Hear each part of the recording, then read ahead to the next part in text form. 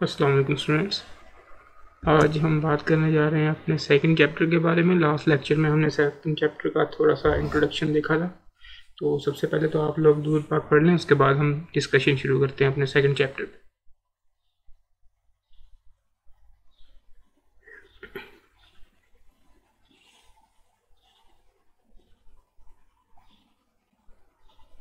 जी, तो जो second chapter है उसका नाम हमने कल देखा था, ऑफर, एक्सेप्टेंस एंड रेवोकेशन। तो कल हमने छोटी छोटी बातें डिस्कस की थी, सिंपल डेफिनेशन डिस्कस की थी। तो आज तो हमने टॉपिक्स कवर करने हैं, उससे आगे वो होगा ऑफर एंड प्रपोजल। सबसे पहले तो हम जो अपना कल थोड़ा सा डिस्कशन की थी उसी की थोड़ी सी रिवीजन देखेंगे। उसके बाद हमारा जो मेन टॉपिक होगा आज के लिए वो होगा ऑफर या प्रपोजल। एक्सेप्टेंस को हम बिल्कुल थोड़ा सा देख रहे होंगे, उसकी डेफिनेशन देखेंगे और उसकी कम्युनिकेशन में जो चीज़ें आती हैं वो देखेंगे, और इनके जितने एग्जांपल्स हैं उनके थ्रू हम इनको अंडरस्टैंड करने की कोशिश करेंगे। इसके अलावा जो कल का हमारा अधूरा काम था, फर्स्ट चैप्टर के जो लास्ट 4 पार्ट्स रहते हैं वो बिल्कुल छोटे छोटे पार्ट्स हैं, उनको थोड़ा सा देख लेंगे। आज हम जो है केस स्टडी पे बात करेंगे। मेन जो फोकस होगा केस स्टडी को किस तरह सॉल्व करते हैं। जो हमने पिछला चैप्टर पढ़ा, आज तक हमने जो पढ़ा है वो मोस्टली था स्टूडेंट फोकस्ड, मतलब उसमें ज़्यादातर क्रैमिंग की चीज़ें थी। अब जो हम पढ़ने जा रहे हैं कॉन्ट्रैक्ट एक्ट 1872, आज से हम अपना स्टार्ट कर रहे हैं और ये चैप्टर 10 तक ऑलमोस्ट ये कॉन्ट्रैक्ट एक्ट ही जाएगा। ऑलमोस्ट 8 चैप्टर जो हैं वो कॉन्ट्रैक्ट एक्ट पे होंगे। तो आज हम अपना कॉन्ट्रैक्ट देखेंगे। तो इसमें मेन चीज़ जो है वो केस स्टडी है। तो केस स्टडी को किस तरह से सॉल्व करना है, किस तरह की केस स्टडी होती है, उसमें लिखना क्या होता है, उसमें सोचना क्या होता है, वो सारी चीज़ें हम आज डिस्कस कर रहे होंगे। आज हम पास पेपर के क्वेश्चन जो है ना वो डिस्कस नहीं कर सकते। वजह ये है कि हमारा ये जो चैप्टर है ये आज कंप्लीट नहीं होगा। इसको हम 2 हिस्सों में डिवाइड करेंगे। आज हाफ चैप्टर करेंगे और बाकी जो हाफ चैप्टर हमारा आ जाएगा वो कल करेंगे। तो जो पास पेपर में क्वेश्चन है ना उसमें जो केस स्टडीज़ हैं मोस्टली वो इन सब चीज़ों को मिला के हैं। उसमें ऑफर भी है, उसमें प्रपोजल भी है और उसमें रेवोकेशन भी है। इस वजह से अगर मैं आज ही आप केस स्टडीज़ करवाने लग जाऊं और उसमें जो है एक्सेप्टेंस के बारे में चीज़ें आ जाएँ, रेवोकेशन के बारे में चीज़ें आ जाएँ, तो आप लोगों को उसकी थोड़ी सी समझ आने में मुश्किल हो जाएगी। इसीलिए जब हम कल चैप्टर कंप्लीट कर लेंगे तब हम इस पूरे चैप्टर में जितने भी क्वेश्चन पास पेपर में आए हुए हैं, जितने भी क्वेश्चन आए हुए हैं उसमें आपके आई कैप स्टडी टेक्स्ट में वो सारे देख रहे होंगे। लेकिन आज हम एग्जाम्पल्स और केस स्टडी को किस तरह से सोल्व करना है इसके साथ वो चीज़ देख रहे होंगे। तो हम सबसे पहले अपने लेक्चर की तरफ आते हैं। सबसे पहले हम जो इंट्रोडक्शन देखते हैं जो हमने कल देखा था। हमने ऑफ़र की डेफिनेशन देखी थी, हमने इसको समझा था। ऑफ़र होती क्या है? ऑफ़र होती है किसी की जो है विलिंगनेस को लेना, किसी की मर्ज़ी का मालूम करना, किसी भी चीज़ के बारे में उसको करने या रोकने देने के बारे में। फॉर एग्ज़ाम्पल हमने देखा था कि किसी ने ऑफ़र की, मिस्टर ए ने मिस्टर बी को ऑफ़र की कि मैं 50,000 की आपको अपनी बाइक सेल करना चाहता हूँ। तो ये थी एक ऑफ़र। उसने उसकी मंजूरी चाहिए बाइक बेचने में। बाइक बेचने के लिए उसकी मंजूरी, उसकी ख्वाहिश को जानना चाहा, इसको हमने ऑफ़र का नाम दिया था। उसके बाद हमने प्रॉमिस की बात की थी। अगर ऑफ़र या प्रपोज़ल के साथ जो है कंसीडरेशन को ऐड कर दिया जाए तो वो एक्सेप्टेंस को ऐड कर दिया जाए तो वो प्रॉमिस बन जाता है। अगर आपने जो ऑफ़र दी, मिस्टर ए ने मिस्टर बी को ऑफ़र दी कि मैं 50,000 की अपनी बाइक आपको फ़रोख्त करना चाहता हूँ, तो मिस्टर बी ने अगर उसकी वो ऑफ़र एक्सेप्ट कर ली तो ये एक्सेप्टेंस हो गई और ये दोनों जो मिला के ये टोटल जो सिनेरियो है ये प्रॉमिस का सिनेरियो बन गया।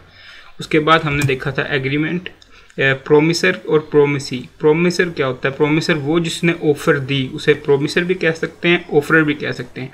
अगर तो ये प्रोमिस बन गया है तो फिर हम उसे प्रोमिसर कहेंगे। ऑफ़र एक्सेप्ट हो गई है तो हम उसको प्रोमिसर कहेंगे। अगर ऑफ़र एक्सेप्ट नहीं हुई है तो उसने सिर्फ ऑफ़र दी है तो फिर हम उसको ऑफरर कहेंगे। इसी तरह जिसने ऑफ़र एक्सेप्ट कर लिया है उसे हम ऑफरी भी कह सकते हैं और प्रोमिसी भी कह सकते हैं। ये दोनों नामों से आपने कंफ्यूज नहीं होना। कई बार प्रोमिसर मैं यूज़ कर रहा होता हूँ, कई बार ऑफर यूज़ कर रहा होता हूँ। मोस्टली केसेस में मैं ऑफर और ऑफरी ही यूज़ कर रहा हूँ, तो इससे आपने परेशान नहीं होना। इसके बाद हमने एग्रीमेंट के बारे में बात की थी। हमने बात की थी अगर प्रोमिस जो है उसको उसके साथ कंसिडरेशन ऐड कर दी जाए, कंसिडरेशन क्या होती है? कंसिडरेशन होती है बदले में जो फ़ायदा मिल रहा है। फॉर एग्जांपल मिस्टर ए की एग्जांपल लें, मिस्टर ए ने मिस्टर बी को जो बाइक बेचने का वादा किया 50,000 रुपीज़ में, मिस्टर ए को 50,000 रुपीज़ मिलेंगे और मिस्टर बी को बदले में बाइक मिलेगी। तो मिस्टर बी के लिए जो है वो बाइक कंसिडरेशन होगी और मिस्टर ए के लिए जो है 50,000 रुपीज़ कंसिडरेशन होंगे। उसके बाद हमने कॉन्ट्रैक्ट को थोड़ा सा देखा था। कॉन्ट्रैक्ट तो मैंने रेड में इसलिए लिखा है क्योंकि हमारा जो चैप्टर 3 है ना, वो पूरा ही कॉन्ट्रैक्ट और एग्रीमेंट के बारे में है। वहाँ पे हम कॉन्ट्रैक्ट को डिटेल से स्टडी कर रहे होंगे, वहाँ पे आपको अच्छे से कॉन्ट्रैक्ट की समझ आ रही होगी। इधर सिर्फ आपने ये चीज़ देख लेनी है, ये बात याद रख लेनी है कि अगर एग्रीमेंट इन्फोर्सेबल बाय लॉ हो जाए तो वो कॉन्ट्रैक्ट बन जाता है।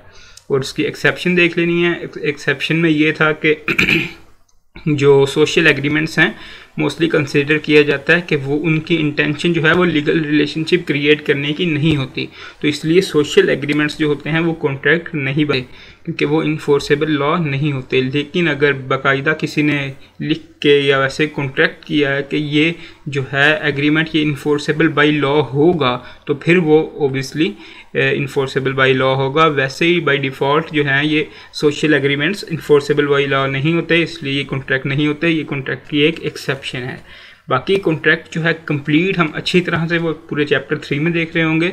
इसके एसेंशियल्स, कॉन्ट्रैक्ट बनता किस तरह से है, कॉन्ट्रैक्ट में होता क्या है, कॉन्ट्रैक्ट के सिनेरियोज, ये सारे हम वहाँ देख रहे होंगे। तो फिलहाल आपने प्रपोजल समझना है, आपने प्रोमिस समझना है, प्रोमिसर कौन होता है, ऑफरर कौन होता है, प्रोमिसी कौन होता है, ऑफरी कौन होता है, एग्रीमेंट क्या होता है, कंसिडरेशन क्या होती है। ये 3-4 चीज़ें आपके जहन में होनी चाहिए। अब प्रोमिस की जब हमने बात की, प्रोमिस 2 तरह के होते हैं, एक तो एक्सप्रेस होता है, एक इम्प्लाइड होता है। एक्सप्रेस की तो हमने अभी बात की है कि ये मिस्टर ए ने मिस्टर बी को बाइक खरीदने के लिए 50,000 रुपीज़ की ऑफ़र की और मिस्टर बी ने एक्सेप्ट कर ली। मुंह से उसने बोला, उसने बाय वर्ड्स बोला, उसने या फिर रिटर्न उसको दिया कि मैं आपकी ऑफ़र एक्सेप्ट करता हूँ, तो फिर ये होगी एक्सप्रेस ऑफ़र। मतलब उसने बाय वर्ड्स बोल के, अपने एक्सप्रेस करके बाय वर्ड्स उसने जो है वो ऑफ़र एक्सेप्ट की है। चाहे वो उसने वर्ड्स लिख के उसको बोले हैं, चाहे उसने वर्ड्स मुंह से बोले हैं, जिस तरह से भी उसने वो वर्ड्स कन्वे किए हैं, वर्ड्स के ज़रिए जो भी ऑफ़र की जाएगी उसको हम ऑफ़र की जाएगी और एक्सेप्टेंस होगी, उसको हम एक्सप्रेस प्रोमिसेस कहेंगे। और इम्प्लाइड प्रोमिसेस वो होंगे जो अदर देन वर्ड्स होंगे, जो वर्ड्स के अलावा किए गए होंगे। इस तरह के कौन से प्रोमिसेस हो सकते हैं? फॉर एग्जांपल हम एग्जांपल लेते हैं एक रिक्शे की। एक रिक्शा वाला आता है, चिंची वाला, वो आपके सामने आकर रुकता है। आप उससे पूछते हैं कि मैंने आई कैप ऑफिस जाना है, आप कितने पैसे लेंगे? वो कहता है मैं 500 रुपीज़ दूँगा, आपसे 500 रुपये आई कैप ऑफिस जाने के चार्ज करूँगा। आप उसको ये नहीं कहते कि मैंने ठीक है मैं आपकी ऑफ़र एक्सेप्ट करता हूँ, मैं 5,000 देने के लिए तैयार हूँ, बिल्कुल नहीं कहते। आप सीधा जाते हैं और उस रिक्शे में बैठ जाते हैं, वो आपको ले जाके उधर आई कैप ऑफिस उतार देता है। आपने उसको बाई वर्ड्स नहीं कहा, आपने बाई एक्ट कहा। आपका जो अमल था रिक्शे के अंदर बैठने का, उसका मतलब ये था कि आपने उसकी जो 500 वाली ऑफ़र है उसको एक्सेप्ट कर लिया। ये जो प्रोमिस इसके ज़रिए हुआ है, विदाउट वर्ड्स हुआ है, इसको हम इम्प्लाइड प्रोमिस कहेंगे। बिल्कुल यही चीज़ आपके जो है आई कैप स्टडी टेक्स्ट में लिखी हुई है। If the proposal acceptance of a promise is made in words, the promise is called to be express. अगर वो वर्ड्स से हुआ है तो उसको हम एक्सप्रेस प्रोमिस कहेंगे, और अगर वो वर्ड्स के अलावा किसी चीज़ से हुआ है, एक्सेप्टेंस जो है उसकी प्रपोजल की, या फिर प्रपोजल भी अगर वर्ड्स के अलावा हुआ है तो उसको हम इम्प्लाइड जो है प्रोमिस कहेंगे। वर्ड्स के अलावा प्रपोजल किस तरह हो सकता है? आपका कॉलेज एक रोड पे है फॉर एग्जांपल, और वो रोड बिल्कुल सीधी है, और उस रोड जहाँ पे ख़त्म होती है उस वहाँ तक बिल्कुल कोई भी दरमियान में मुड़ने वाली जगह मोड़ नहीं आता। सीधा जो है आपका जो हॉस्टल है वो उस रोड के आखिर में है। अब वहाँ से ओबियसली बात है जो भी चिंची, जो भी रिक्शा गुजरेगा वो सीधा आपके हॉस्टल की तरफ ही जा रहा होगा। आप रोज़ अपने कॉलेज से छुट्टी के बाद उधर रोड पे खड़े हो जाते हैं, रिक्शे वाले आते हैं, रुकते हैं, ना वो कुछ बोलते हैं ना आप कुछ बोलते हो। आप रिक्शे में बैठ जाते हो, जब वो उधर पहुंच जाता है आप उसको रोक देते हो, आप उतर के उसे 20 रुपये या 10 रुपये डेली दे देते हो। अब ना रिक्शे वाले ने ऑफ़र की आपको वर्ड से ना आपने जो एक्सेप्टेंस वर्ड से की, लेकिन ये प्रॉमिस जो है ये बन गया, क्योंकि दोनों ने अपने जो एक्ट्स हैं उनके ज़रिए एक किस्म का एग्रीमेंट किया और दोनों ने उनको परफॉर्म किया, और ये एग्रीमेंट, ये कॉन्ट्रैक्ट आपका, ये प्रॉमिस आपका बन गया। ये इम्प्लाइड प्रॉमिस कहलाएगा। बिल्कुल इसी तरह की एक एग्जांपल इन्होंने दी हुई है। Abid shoe shiner starts polishing the shoes of Sajid in his presence. उसने उसकी मौजूदगी में उसके जो शूज़ हैं उसको पॉलिश करना शुरू कर दिया। अब उसने वो अपना पाँव नहीं हटाया, उसने उसको पॉलिश करने दिया, तो ओब्वियसली बात है उसने अपने एक्ट से जाहिर किया कि वो उसकी ऑफ़र को एक्सेप्ट कर रहा है। जब वो पॉलिश कर लेगा, वो निकाल के उसको उसके 50 रुपये या 100 रुपये पे कर देगा और इनका ये कॉन्ट्रैक्ट ख़त्म हो जाएगा। अगर वो उसको रोक देता या फिर उसको मुंह से कहता कि ठीक है आप पॉलिश कर लें, तो फिर वो एक्सप्रेस प्रॉमिस होता। ना उसने कुछ बोला, ना ही इसने कुछ बोला, और लेकिन वो जो है वो प्रॉमिस उनका हो गया। इसको हम इम्प्लाइड प्रॉमिस कहेंगे। इस बात को थोड़ा सा डाइजेस्ट करें, इसको पढ़ें। इधर से आपको बिल्कुल भी कोई भी वाली चीज़ है वो आना बहुत मुश्किल है। यहाँ से आपको मोस्टली सिनेरियो आएंगे।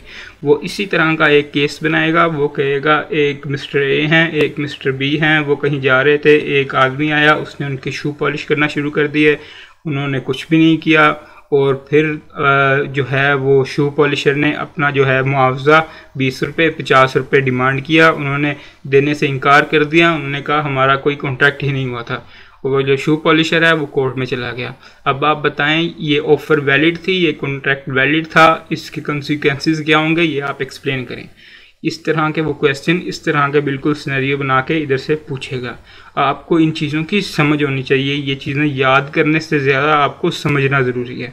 इधर से तो चलें, वो थोड़ा बहुत इस तरह से आपको पूछ सकता है कि एक्सप्रेस प्रॉमिस क्या होता है, इम्प्लाइड प्रॉमिस क्या होता है। यहाँ से इनकी डेफिनेशन भी पूछ सकता है वो 2 मार्क्स के लिए, 3 मार्क्स के लिए, लेकिन ज़्यादा चांसेस यहाँ से कॉन्ट्रैक्ट के हैं। तो लेकिन जो इससे आगे हम चीज़ें पढ़ने जा रहे हैं उधर से तो वो बिल्कुल भी कुछ भी क्रैमिंग वाला नहीं पूछ सकता। उसमें वो सब ही जगह जो है वो सिनेरियो ही पूछ रहा होगा। इसको आप एक दफ़ा देखें, ये जो स्लाइड हमने पढ़ी है इसको डाइजेस्ट करें, देखें आपको किसी चीज़ में कोई मुश्किल पेश आती है तो। सिंपल सी जो हमने बात एक डिस्कस की है एक्सप्रेस और इम्प्लॉयड प्रॉमिस के बारे में।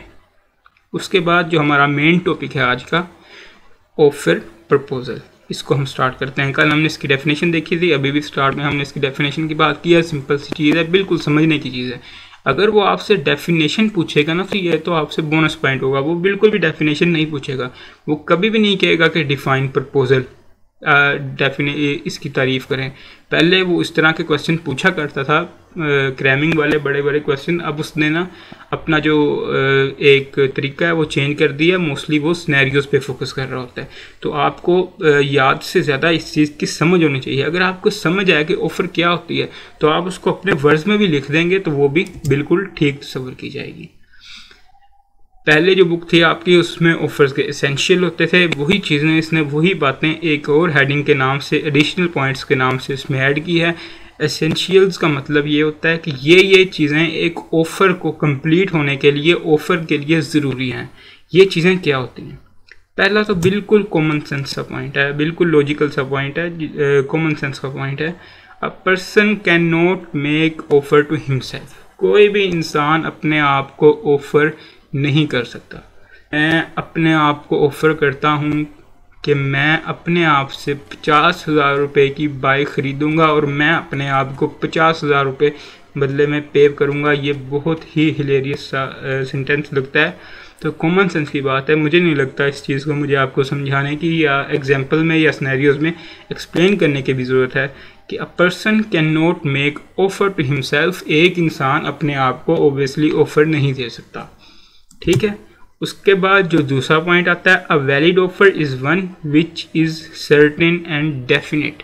सर्टेन एंड डेफिनेट ऑफ़र होनी चाहिए, ऑफ़र यकीनी होनी चाहिए, ऑफ़र गैर यकीनी नहीं होनी चाहिए, ऑफ़र वाज़ेह होनी चाहिए, ऑफ़र की साथ समझ आ रही होनी चाहिए। फॉर एग्ज़ाम्पल, आप मिस्टर ए ने मिस्टर बी को कहा कि मैं आपसे मिस्टर ए ने मिस्टर बी को कहा मैं आपको ऑफ़र करता हूँ 9 लाख रुपए की मेरी कार ख़रीदो। मिस्टर ए के पास 10,000, 12,000 या फिर 10,000 12,000 तो थोड़ा ज़्यादा हो जाएगा, आप कह लें 20 कार्स हैं, 10 कार्स हैं या 20 कार्स हैं। अब उसने ऑफ़र किया है कि मिस्टर बी को मैं आपको ऑफ़र करता हूँ, आप 9 लाख रुपए की मेरी कार ख़रीदो। इसमें सर्टेन नहीं है, सर्टेनिटी चीज़ जो है वो नहीं है। उसके पास 10 कार हैं, 20 कार हैं, वो कौन सी कार की बात कर रहा है, कौन से मॉडल की बात कर रहा है, वो कौन सी कार अपनी 9 लाख की बेचना चाहता है।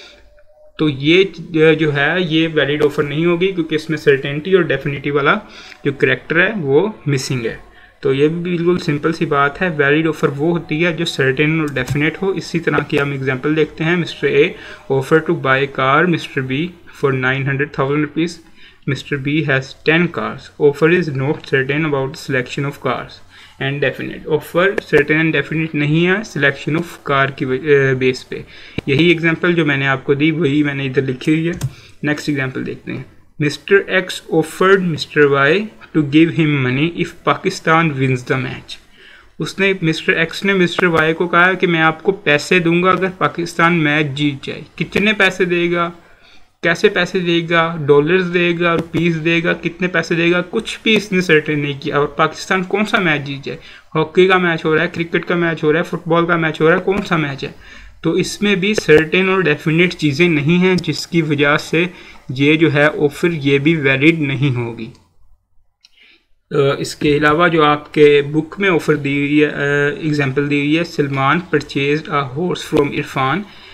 सलमान ने एक घोड़ा इरफान से ख़रीद लिया। ये तो उनका आपस का कॉन्ट्रैक्ट था, ये कंप्लीट हो गया। उसके बाद उसने क्या किया, उसने कहा and promise to buy another if the first one proves lucky. अगर जो पहला घोड़ा है जो उसने ख़रीदा है वो लकी साबित हुआ, वो खुशकिस्मत साबित हुआ, तो वो एक और घोड़ा ख़रीदेगा। अब लकी साबित कैसे होगा, क्या क्राइटेरिया है लकी साबित होने का, कौन सा घोड़ा खरीदेगा उससे दूसरा, कितने रुपए वाला घोड़ा खरीदेगा दूसरा, वो किस तरह से लकी साबित करना चाहता है, कब ये लकी साबित होगा, कब तक ये लकी साबित हो सकता है। कोई भी चीज़ इसमें जो है वो सर्टेन एंड डेफिनेट नहीं है। तो अगर सलमान वो घोड़ा ख़रीदने से बाद में इनकार भी कर दे, चाहे वो लकी साबित हुआ किसी तरह से भी हुआ, तो जो इरफान है वो उसको इन्फोर्स नहीं कर सकता, क्योंकि वो ऑफ़र जो थी उसकी वो बिल्कुल भी वैलिड नहीं थी, वो अनसर्टेन थी, वो इनडेफिनेट थी। तो अब आप इन जो सिंपल सी चीज़ें हैं इसको देख लें। इधर से बिल्कुल भी उसने क्रैमिंग वाली कोई चीज़ नहीं पूछनी। जिस तरह की हमने 3 एग्जांपल पढ़ी हैं वो आपको सिनेरियो बना के देगा। वो सिनेरियो बनाएगा define briefly explain the validity of the following offer. Offer क्या है, mister A offer to buy car from mister B for 900,000 rupees. Mister B has 10 cars. वो इतना आपको केस बना के दे देगा 3 नंबर के लिए, 4 नंबर के लिए। बताएं ये ऑफ़र वैलिड है कि नहीं। आपने किस तरह से वो केस स्टडी सिनेरियो को सोल्व करना है वो हम बात ये एडिशनल पॉइंट्स के ख़त्म होते ही वो बात करेंगे। हम एक क्वेश्चन को देख के उस बात को हम डिस्कस करेंगे। फिल वक्त जो आपके जहन में आना चाहिए इस केस को देख के, जो पहला केस है, mister A offer to buy car from mister B for 900,000 rupees, mister B has 10 cars. इतना पढ़ के आपके जहन में आना चाहिए कि ये कौन सी चीज़ हमसे टेस्ट करना चाह रहा है, ये पूछना चाह कौन सी चीज़, कौन सी प्रोविजन पूछना चाह रहा है। ये जो हम चीज़ें पढ़ रहे हैं ना, a person can not make offer to himself, a valid offer is one which is certain and definite. ये जो चीज़ें हम पढ़ रहे हैं इसको कहते हैं लॉ की प्रोविजंस। एक्चुअली हम पढ़ रहे हैं कॉन्ट्रैक्ट एक्ट 1872, ये एक किस्म का लॉ है कॉन्ट्रैक्ट एक्ट 1872 जो है। तो इसमें जितनी भी चीज़ें लिखी हुई हैं वो प्रोविजंस ऑफ लॉ हैं, इनको प्रोविजंस ऑफ लॉ कहते हैं। हम जो भी चीज़ पढ़ें, हमने ऑफ़र की डेफिनेशन पढ़ी वो लॉ की प्रोविजन में है, हमने एक्सेप्टेंस की डेफिनेशन पढ़ी वो लॉ की प्रोविजन में है, हमने प्रोमिस की डेफिनेशन पढ़ी वो लॉ की प्रोविजन में है, हमने एग्रीमेंट की डेफिनेशन पढ़ी वो लॉ की प्रोविजन में है, हमने ये एडिशनल पॉइंट्स पढ़े, ये एसेंशियल्स पढ़े। A person can not make offer to himself, ये एक लॉ की प्रोविजन है। A valid offer is one which is certain and definite, ये एक लॉ की प्रोविजन है। तो वो आपके ज़हन में सबसे पहले प्रोविजन जो है, ये केस पढ़ते साथ ही आपके सामने प्रोविजन आनी चाहिए। ये इस तरह से आएगी जितनी बेहतर आपकी उस प्रोविजन के साथ अंडरस्टैंडिंग होगी। अब हमने ये प्रोविजन पढ़ी है कि a valid offer is one which is certain and definite. एक वैलिड ऑफर वो होगी जो सर्टेन एंड डेफिनेट होती है। अब जैसे ही जो दूसरी एग्जांपल है हम पढ़ें, mister X offered mister Y to give him money if Pakistan wins the match. Explain the validity of the offer. तो आपके जहन में फ़ौरन वो चीज़ आनी चाहिए कि ऑफर तो सर्टेन एंड डेफिनेट होनी चाहिए, और ये जो सिनेरियो बता रहा है ये तो बिल्कुल भी सर्टेन एंड डेफिनेट नहीं है। इसमें पैसों के बारे में भी कोई इन्फॉर्मेशन नहीं है, कितने पैसे देगा, पाकिस्तान कौन सा मैच जीतेगा, इसमें कोई भी चीज़ क्लियर नहीं है, जिसकी वजह से ये सर्टेन एंड डेफिनेट नहीं है। इसको लिखना किस तरह है, इसका आंसर किस तरह देना है, वो अभी हम डिस्कस नहीं कर रहे। सिर्फ प्रोविजन, इसको पढ़ने के साथ ही आपके जहन में प्रोविजन आनी चाहिए कि a valid offer is one which is certain and definite. हमने तो ये चीज़ पढ़ रखी है कि जो वैलिड ऑफर वो होती है जो सर्टेन एंड डेफिनेट हो, तो ये चीज़ इस सिनेरियो में अप्लाई नहीं हो रही, जिसकी वजह से ये वैलिड ऑफर नहीं होगी। इतनी सी चीज़ आपके जहन में आनी चाहिए। इस चीज़ को आप जितना समझेंगे उतनी ही आसानी से ये चीज़ आपके जहन में आएगी। सिंपल सी बात है, ऑफर वैलिड तब होगी जब वो सर्टेन एंड डेफिनेट हो। इसमें इसको आपने बैठ के घर रट्टे लगाने नहीं शुरू कर देने। अ valid offer is one, a valid offer is one which is certain and definite, which is certain and definite, बिल्कुल भी ये वाला काम नहीं करना। आपने ये चीज़ एक बार समझ ली कि वैलिड ऑफर वो होती है जो सर्टेन एंड डेफिनेट हो। इसको उर्दू में, फ़ारसी में, पंजाबी में, पश्तो में, जो सिंधी में, जो भी आपकी ज़बान है उस ज़ुबान में आपने इसको जहन में बिठा लेना है। आप माशाल्लाह कम से कम FSC तो पास करके आए हैं, तो इतना सेंटेंस तो मेरा ख्याल है इंग्लिश का आप बना ही सकते होंगे कि अगर आपके जहन में इतनी सी बात हो तो उसको लफ्ज़ों में इंग्लिश में, अंग्रेज़ी में किस तरह से लिखना है, इतना तो आप कर ही सकते हैं। तो इस चीज़ को आपने सिर्फ समझना है इन चीज़ों को। तो ये 2 पॉइंट्स हो गए, एडिशनल पॉइंट्स। एसेंशियल्स की बात कर रहे हैं हम।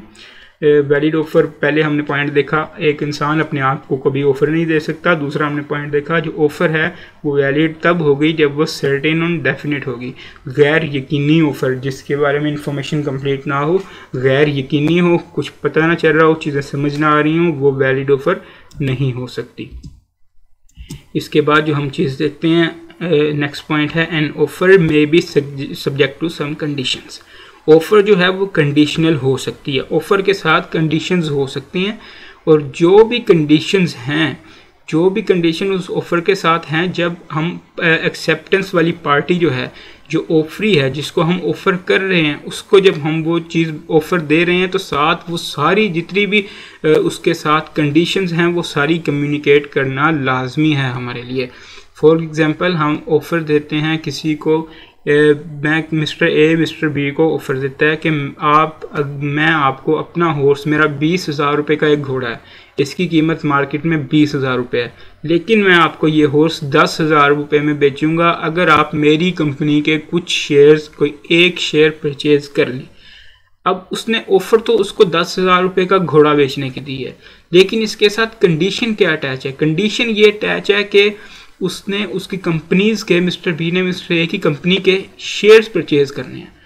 तो ये ऑफ़र जो है 10,000 का घोड़ा ख़रीदने की, ये मिस्टर बी को, ऑफरी को कम्युनिकेट की गई है, और साथ ही साथ उसके साथ जो कंडीशन अटैच है शेयर्स ख़रीदने की, वो भी उसको कम्युनिकेट कर दी गई है।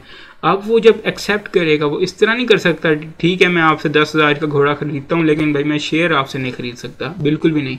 ये एक्सेप्टेंस बिल्कुल भी वैलिड नहीं होगी, ये ऑफ़र भी बिल्कुल भी जो है, प्रॉमिस भी बिल्कुल भी वैलिड नहीं होगा, ना ये एग्रीमेंट बनेगा, या ना ये प्रॉमिस बनेगा, ना ही ये किस्म का कॉन्ट्रैक्ट बनेगा।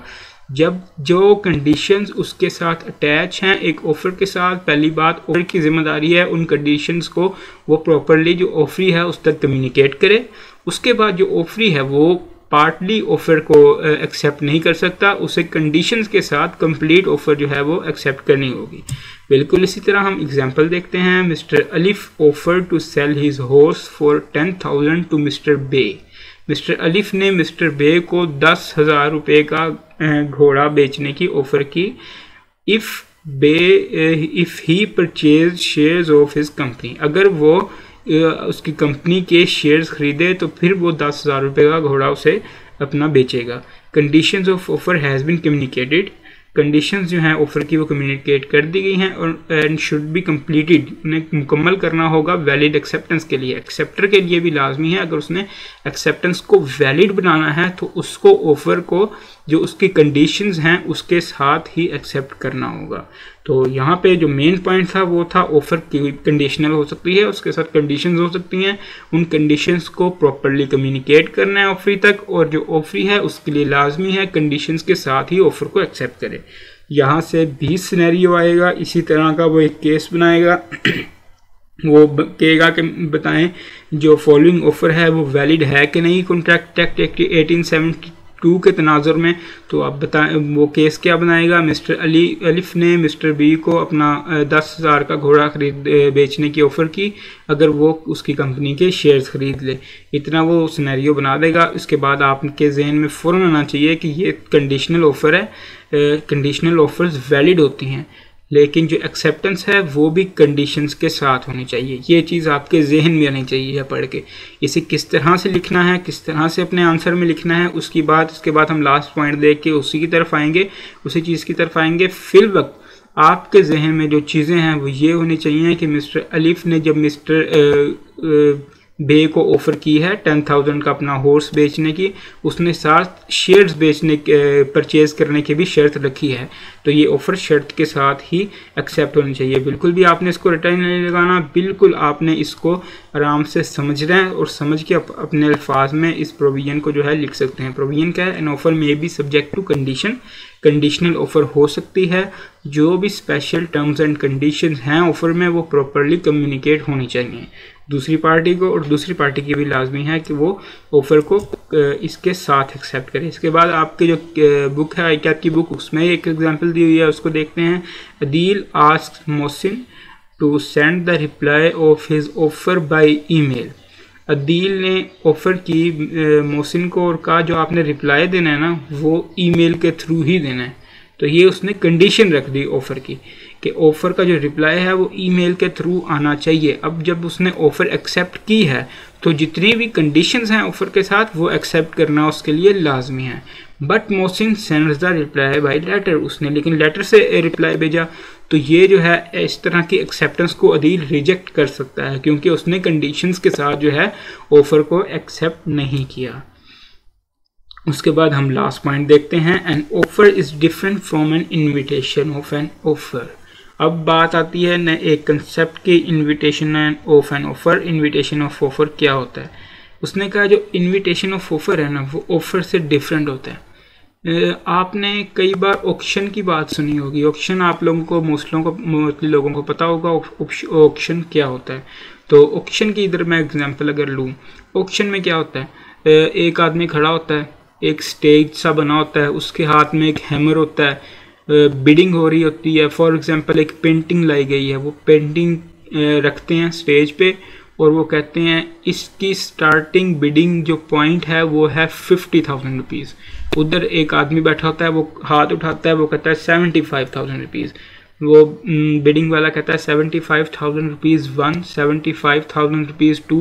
इतने में ही दूसरा हाथ उठा के कह देता है, ये मूवीज़ में भी आपने कई सीन ये आपने देखे होंगे, दूसरा हाथ उठा के कह देता है 100,000 रुपीज़। फिर तीसरा कहता है 125,000 रुपीज़, चौथा कहता है 150,000 रुपीज़। जिधर वो बिडिंग ख़त्म हो जाती है उधर वो अपना हैमर जो है, जहाँ आगे कोई नहीं बोल रहा होता, वो 1 2 3 काउंट करता है। उसके बाद अपना हैमर जो है वो उसके सामने जो एक डाइस सा पड़ा होता है उसके ऊपर मारता है ज़ोर से और वो कहता है ये पेंटिंग आपकी हुई 150,000 रुपीज़ की। अब जब वो पेंटिंग उसने वो ला के रखी है, ऑक्शन वाली पेंटिंग अपने स्टेज पे ला के रखी है, तो इसका मतलब ये नहीं है कि उसने ऑफ़र की है कि मेरी पेंटिंग 50,000 रुपये में, अगर उसने कहा बिडिंग स्टार्टिंग पॉइंट है तो इसका मतलब ये नहीं है वो ऑफ़र कर रहा है कि ये लो भाई 50,000 रुपये में मेरी ये जो पेंटिंग है वो ख़रीद लो। वो आपसे इनविटेशन ऑफ ऑफ़र ले रहा है, वो आपसे ऑफ़र करवा रहा है, वो आपको ऑफ़र करने के लिए इनवाइट कर रहा है। उसके बाद जो लोग बैठे हुए हैं वो ऑफ़र कर रहे हैं, वो ऑफ़र कर रहा है 75,000 रुपीज़। उसने इनवाइट किया लोगों को, पेंटिंग सामने दिखा के उसने पेंटिंग के लिए ऑफ़र करने के लिए लोगों को इनवाइट किया। जो सामने बैठे हुए लोग थे उन्होंने फिर ऑफ़र करना शुरू की। उन्होंने एक ने कहा 75,000 रुपीज़, दूसरे ने कहा 100,000 रुपीज़, तीसरे ने कहा 125,000 रुपीज़। अब ये तीनों लोगों ने उसको ऑफ़र की। जैसे ही 100,000 रुपीज़ वाले ने ऑफ़र की तो जो पिछला 75,000 वाली ऑफ़र थी वो ख़त्म हो गई। अब वो नए बंदे के पास आ गई। अब जो 125,000 वाली ऑफ़र करेगा तो फिर 100,000 वाली ऑफ़र साइड पे हो जाएगी और वो 125 वाले की ऑफ़र जो है वो वैलिड होगी। अनटिल अनलेस ये बिडिंग जो है ये ख़त्म नहीं हो जाती उस पेंटिंग के लिहाज से। जो लास्ट बंदा होगा उसने ऑफ़र की, उसने ऑफ़र करने के बाद जैसे ही उसने वो हैमर जो है अपने डाइस पे मारा, ये उसका एक्ट था।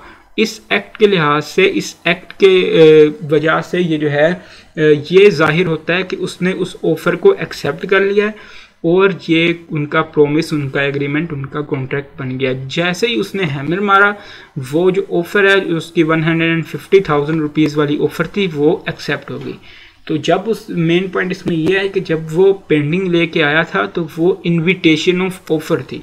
जो इनविटेशन ऑफ ऑफ़र है वो ऑफ़र नहीं होती, वो ऑफ़र का एक इनविटेशन होती है। बिल्कुल यही चीज़ उन्होंने लिखी हुई है, the offer is different from an invitation of an offer. The intention in invitation of an offer is to circulate information of his readiness to do the transaction. Such intentions are not offers and do not tantamount to promise on acceptance। तो इस तरह की जो invitation of offers होती हैं वो ये नहीं कह सकता, वो एक्सेप्टेंस के लिए नहीं कर रहा होता। अगर आगे से किसी बंदे ने 150,000 कहा है तो इसका मतलब ये नहीं है कि वो 150,000 जो है वो एक्सेप्टेंस कह रहा है, वो ऑफर दे रहा है। जो बिडिंग वाला बंदा था, जो हैमर वाला बंदा था, उसने ऑफर के लिए इनवाइट किया था। इस पॉइंट को आप थोड़ा सा पढ़ लें, इन चीज़ों को डाइजेस्ट करें। सिंपल सी चीज़ है, इनविटेशन ऑफ ऑफर जो है वो ऑफर से डिफरेंट होती है। इनविटेशन ऑफ ऑफर ऑफर के लिए एक इनविटेशन होता है, उसके बाद जो बंदा ऑफर करता है वो रियल ऑफर होती है। इनविटेशन ऑफ ऑफर ऑफर नहीं होती, ये कोई ऑफर की टाइप नहीं है, ये कोई ऑफ़र के अंडर कोई सब हेडिंग नहीं है। ये बस ये बताने की लिए चीज़ है, जो इनविटेशन ऑफ ऑफ़र है is not a valid offer. Invitation of offer नहीं होती। इसी की हम एक एग्जांपल देखते हैं। अभी बिडिंग वाली हमने बात की, बुक में आपके बिल्कुल वही वाली एग्जांपल है। Iqbal displays goods for an auction sale, it is not an offer. Offer will come from the buyer in form of bid. जो बायर्स हैं, जो बोली लगा रहे हैं 75,000 की, 100,000 की, उनकी तरफ से जो बात आ रही है वो ऑफ़र है। और वो बिडिंग वाला जब हैमर अपनी डाइस पे मारता है वो उसकी एक्सेप्टेंस है। तो जब वो स्टार्ट में पेंटिंग लेके आया, जो उसने बिडिंग के लिए पेंटिंग पेश की, वो थी इनविटेशन ऑफ ऑफ़र।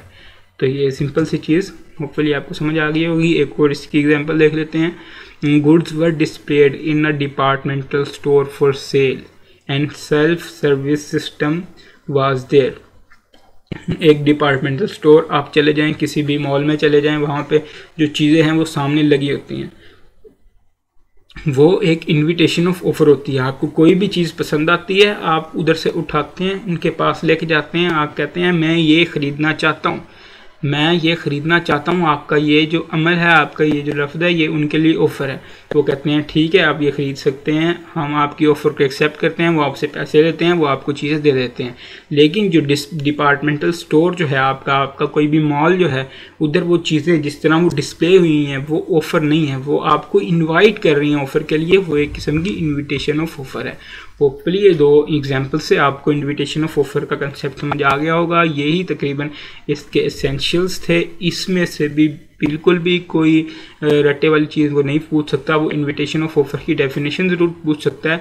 अगर आपने इनविटेशन ऑफ ऑफ़र को समझा हुआ है तो आप अपनी तरफ से इनविटेशन ऑफ ऑफ़र की डेफिनेशन भी अपने अल्फाज में जो है वो पेपर में लिख सकते हैं। लेकिन ये जो है सिनेरियो के लिए बहुत इंपॉर्टेंट है। इनविटेशन ऑफ ऑफ़र के अक्सर सिनेरियोज जो है वो पेपर में पूछ लिया करता है। जब हम पास पेपर के क्वेश्चन देखेंगे वहाँ पे भी हम देखेंगे इनविटेशन ऑफ ऑफ़र के यकीनन सिनेरियोज हमें नज़र आएंगे। तो ये चीज़ यहाँ से वो बिल्कुल इसी तरह सिनेरियो बनाएगा। वो एक सिनेरियो क्रिएट करेगा। एक बाप है, उसकी उम्र 25 साल है, उसका जो बेटा है वो 26 साल का है। उसके बाद वो एक डिपार्टमेंटल स्टोर में जाते हैं। वो जो डिपार्टमेंटल स्टोर की चीज़ें डिस्प्ले हो रही हैं उन्हें किसी तरह से वो साबित करेगा कि ये भाई ऑफ़र ही है। आपने इन चीज़ों से इग्नोर कर देना है कि बाप 25 साल का क्यों है, बेटा 26 साल का क्यों है। इन चीज़ों को आपने सिर्फ अपनी जो फोकस की चीज़ है वो बहुत सारी चीज़ें आपको देगा इधर उधर करने के लिए। सिनेरियोज में एग्जामिनर जो है आपने सिर्फ पॉइंट पे फोकस रहना है। आपको ये चीज़ पता होनी चाहिए कि जो इन्विटेशन ऑफ ऑफ़र है वो ऑफ़र से क्यों डिफरेंट है, वो ऑफ़र से डिफरेंट है। इन्विटेशन ऑफ ऑफ़र क्या होता है, ये दो चीज़ें जैसे ही आपके जहन में होंगी तो वो जिस तरह से मर्जी उस सिनेरियो को पकड़ ले, वो जिस तरह से मर्जी ये चीज़ साबित करने की कोशिश कर दे कि भाई जो इनविटेशन ऑफ ऑफ़र है वो ऑफ़र होती है। आपने सीधा कहना है नहीं, मैंने जो है कॉन्ट्रैक्ट एक्ट 1872 में पढ़ा है, ये बात मैंने जहन नशी कर लिया है कि जो इनविटेशन ऑफ ऑफ़र है वो ऑफ़र से बिल्कुल ही मुख्तलिफ होती है। तो ये चीज़ है। अब बात कर लेते हैं हम केस स्टडी के बारे में। ये इनविटेशन ऑफ ऑफर, ये जो 4-5 एसेंशियल्स हैं, इनको आप पढ़ें, इनको आप डाइजेस्ट करें, देखें आपको चीज़ें समझ में आती हैं। यहाँ पे वीडियो को पॉज करें और ये चीज़ें आप देखें। एक बार इनको स्लाइड्स को बैक करें, पीछे जाके आपकी स्लाइड्स डिस्क्रिप्शन में जो स्लाइड्स का लिंक होता है वहाँ से आप स्लाइड्स डाउनलोड कर सकते हैं। स्लाइड्स अपने सामने रखा करें, अपने पास रखा करें, फिर आप लेक्चर्स सुना करें। अपने लैपटॉप में लेक्चर सुनने, अपने मोबाइल में आप स्लाइड्स ओपन कर सकते हैं, आगे पीछे करके उनको रिवाइज कर सकते हैं। ज़्यादातर चीज़ें मोस्टली, बल्कि ये तकरीबन सारी ही बुक से होती हैं आपके जो ICAP का स्टडी टेक्स्ट है। तो अगर आपने बुक सामने रखी हुई है, बेहतर ये आप वहाँ से रीडिंग करें, इन चीज़ों को वहाँ से आप डाइजेस्ट करें, वहाँ से आप इन चीज़ों को समझें। तो इसकी थोड़ी सी आप रिवीजन कर लें, पढ़ लें एक दफ़ा। आपको अगर कोई चीज़ समझ नहीं आती तो आप मैसेज करके मुझे व्हाट्सएप पे उस चीज़ के बारे में पूछ सकते हैं। अब हम चलते हैं केस स्टडी की जानिब, जिसकी हम बात कर रहे थे, और आखिर तक जिस दिन हमारा लास्ट लेक्चर होगा, जिस दिन हमारा लास्ट टेस्ट होगा, हम उस दिन तक ये बात करते रहेंगे केस स्टडी की, क्योंकि सबसे ज़्यादा मुश्किल बच्चों को केस स्टडी ही सोल्व करने में हो रही होती है, और ज़्यादातर बिज़नेस लॉ में वो केस स्टडीज़ को पूछ रहा होता है। तो हम केस स्टडी की बात करते हैं कि हमने केस स्टडी सोल्व कैसे करनी है। सोल्व कैसे करनी है, इसको समझने के लिए एक मैंने छोटा सा क्वेश्चन आपके लिए लिया है। क्वेश्चन क्या है उसको पढ़ते हैं मिलके, फिर उसके बाद हम सोल्व करते हैं। Under the provisions of contract act 1872 briefly explain validity of offer in the following scenario. उसने कहा नीचे एक सिनेरियो दिया गया है, इसकी आपने ऑफर की जो है वो वैलिडिटी बतानी है कॉन्ट्रैक्ट एक्ट 1872 के मुताबिक। क्या सिनेरियो है? मिस्टर एक landlord having 20 buildings offered Mr. Do to buy his building for 9 million rupees। 3 number का ये केस स्टडी है। मिस्टर एक ने, जो कि एक लैंडलॉर्ड है, उसके पास 20 बिल्डिंग्स हैं, उसने मिस्टर 2 को ऑफ़र की है कि मेरी बिल्डिंग आप ख़रीद लो, मैं आपको बदले में 9 मिलियन रुपीज़ दूंगा, यानी कि 90 लाख रुपए आपको दूंगा। फिल वक्त आपने अगर घर जाकर, जब आप ये जो टॉपिक मैं आपको पढ़ा रहा हूँ ऑफर का, ये एसेंशियल्स इनकी आप रिवीजन कर लेंगे तो यकीनन आपके जहन में फ़ौरन क्लिक होगा कि ये जो है, ये ऑफ़र ये जो कर रहा है, ये पूछना क्या चाह रहा है। इसको हम दूसरी बार फिर पढ़ें। मिस्टर एक, अगर आपको पहली बार समझ नहीं आती, दूसरी बार आप फिर पढ़ें। मिस्टर एक आ लैंडलॉर्ड हैविंग 20 बिल्डिंग्स, एक लैंडलॉर्ड है, उसके पास 20 बिल्डिंग है। उसने मिस्टर 2 को कहा है कि मेरी बिल्डिंग ख़रीद लो, मैं आपको 9 मिलियन रुपीज़ दूंगा। अगर अभी आपको इस चीज़ की समझ नहीं आ रही, सिनेरियो की समझ नहीं आ रही, तो बिल्कुल भी परेशानी वाली बात नहीं है, क्योंकि अभी आपने इसको रिवाइज़ नहीं किया हुआ। हम पीछे इस चीज़ को पहले पॉइंट में एसेंशियल्स के में डिस्कस करके आए हैं, दूसरे पॉइंट में जहाँ पे हमने कहा था कि जो ऑफ़र है वो डेफिनेट एंड सर्टेन होती है। तो उसने 20 बिल्डिंग्स की बात कर रहा है, ये नहीं बता रहा कि कौन सी बिल्डिंग बेचनी है। तो ये हमारे जहन में फ़ौरन क्लिक करेगा जब हम उन चीज़ों को समझ के घर से अच्छी तरह समझ के आएंगे, तो हमें वो चीज़ फ़ौरन क्लिक करेगी कि ये सर्टेन एंड डेफिनेट ऑफ़र है, ये तो उस चीज़ की बात कर रहा है। तो उस चीज़ की बात कर रहा है तो हमने उस पॉइंट को सबसे पहले क्लिक कर लेना है। अगर आपको ये सिनेरियो पढ़ते साथ ही उसकी समझ आ गई है तो इसका मतलब है आप क्लास में बहुत ज़्यादा हाजिर हैं और आपके जो पासिंग चांसेस हैं वो 90 to 95% हैं और इंशाल्लाह आप सब पास कर जाएंगे। लेकिन जब आपको अगर इस बात की समझ नहीं आई तो बिल्कुल भी परेशानी वाली बात नहीं है। इसका मतलब ये है कि अभी आपको रिवीजन की ज़रूरत है। आप जब तक चीज़ों को रिवाइज़ नहीं कर लेते, आपकी नेचर इस तरह की है, जब तक आप सुकून से उन चीज़ों को रिवाइज़ नहीं कर लेते आपको उन चीज़ों की समझ नहीं आती। जैसे घर जाके आप रिवाइज़ करेंगे, रिवाइज़ करने के बाद स्टार्टिंग से आप एसेंशियल्स को रिवाइज़ करना शुरू करेंगे। उसके बाद जब इस केस स्टडी पे आप पहुँचेंगे, जैसे ही आप पढ़ेंगे कि मिस्टर एक landlord having 20 buildings offered mister 2 to buy his building for 9 million rupees, तो आपके फ़ौरन जहन में आ जाएगा कि इसी तरह की तो डिस्कशन, इसी तरह की तो बातें हमने उस पॉइंट के अंडर की थी जो कह रहा था, जिस पॉइंट में लिखा हुआ था कि जो ऑफ़र है वो सर्टेन एंड डेफिनेट होनी चाहिए। तो परेशान होने की ज़रूरत नहीं है। ये अब आपके जहन में एक सिनेरियो, एक चीज़ आ गई है, ये सिनेरियो सामने लिखा हुआ था, आपने एक सिनेरियो को समझ लिया है। अब आपने इसको लिखना कैसे है, इसके लिए मैंने कुछ स्टेप्स जो हैं वो तशकील दिए हैं। सबसे पहला स्टेप जो है सिनेरियो सोल्व करने का, read question carefully, understand what examiner is asking and click relevant provision of law। सबसे पहला जो स्टेप है वो क्वेश्चन रीड करना है केयरफुली। ये चाहे केस स्टडी है, चाहे आपके FAR1 का है, चाहे आपका FAR2 है, चाहे आपका कोस्ट है, चाहे आपका लॉ सब्जेक्ट है, कोई भी सब्जेक्ट है, ये पॉइंट तो बेसिक पॉइंट और की पॉइंट है। Read question carefully. अगर आपको एक एडजस्टमेंट पढ़ के, एक क्वेश्चन पढ़ के समझ नहीं आ रही, उसको दोबारा पढ़ें, दोबारा समझ नहीं आ रही, इसको 3 बार पढ़ें, 3 बार भी समझ नहीं आ रही, आप उसको थोड़ा होल्ड करें, बाकी जो आपका पेपर है वो करें, उसके बाद आके उसको दोबारा पढ़ें। फिर आप जितनी ज़्यादा बार पढ़ेंगे कोई ना कोई चीज़ इंशाल्लाह आपको उस क्वेश्चन की क्लिक कर जाएगी और आप उसको सोल्व कर सकेंगे। पहला तो है रीड द क्वेश्चन केयरफुली, दूसरा है understand what examiner is asking. ये चीज़ समझें कि एग्जामिनर आपसे पूछना क्या चाह रहा है। हमने ये चीज़ समझी, एग्जामिनर हमसे वो वाली प्रोविजन पूछना चाह रहा है कि डेफिनेट एंड सर्टेन होनी चाहिए जो है ऑफर, वो वाली चीज़ हमसे एग्जामिनर पूछा रहा है कि ये ऑफर सर्टेन एंड डेफिनेट नहीं है या नहीं है, ये क्यों नहीं है। हमने वैलिडिटी बतानी है इस चीज़ की। हम जो एग्जामिनर पूछ रहा है वो हमसे ऑफ़र की वैलिडिटी पूछ रहा है, वो पूछ रहा है ऑफ़र वैलिड है कि नहीं। हमने ये चीज़ उसको बतानी है, ये साबित करके देनी है कि ऑफ़र जो है वैलिड है कि नहीं। हमने सबसे पहले क्वेश्चन को केयरफुली पढ़ लिया, उसके बाद अंडरस्टैंड कर लिया एग्जामिनर हमसे क्या पूछना चाह रहा है। उसके बाद हमारे जहन में रेलिवेंट प्रोविजन आनी चाहिए। ये वो वाली प्रोविजन है, offer must be certain and definite. ये वो वाली प्रोविजन है, ये केस पढ़ के हमारे जहन में आ गई। आप इस केस को सामने रखें अपने। उसके बाद ये जिस तरह से मैं आपको स्टेप्स बता रहा हूँ ये आपके लिए समझने में होपफुली अभी आपको समझ आ रही होगी, ज़्यादा आसान हो जाएंगे। तो स्टेप 1 हमने पढ़ लिया। स्टेप 1 क्या है, हमने क्वेश्चन को पढ़ लिया, जी बिल्कुल पढ़ लिया। हमने समझ लिया एग्जामिनर क्या पूछना चाह रहा है, जी हाँ हमने समझ लिया। हमने समझ लिया कि एग्जामिनर हमसे पूछना चाह रहा है कि जो ऑफ़र है इस सिनेरियो में की जा रही है वो वैलिड है कि नहीं। तीसरा पॉइंट क्या है जी, तीसरा पॉइंट ये है हमने क्लिक करना है रेलिवेंट प्रोविजन ऑफ लॉ। क्या आपने क्लिक कर ली रेलिवेंट प्रोविजन ऑफ लॉ, जी हमने क्लिक कर ली। ये हम जो प्रोविजन हमसे पूछ रहा है वो है the offer must be certain and definite.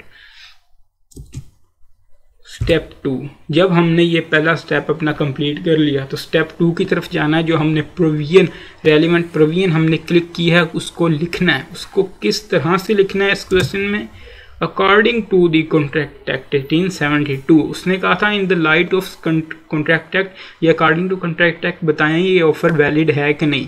तो हम क्वेश्चन का आंसर भी अब जब भी प्रोविजन लिखेंगे हम लिखेंगे according to contract act 1872, according to partnership act 1932, according to negotiable instrument act 1881, according to money laundering act, according to जो भी हमारे एक्ट हैं हम सबसे पहले वो लिखेंगे। According to contract act 1872 offer should be या offer must be definite and certain.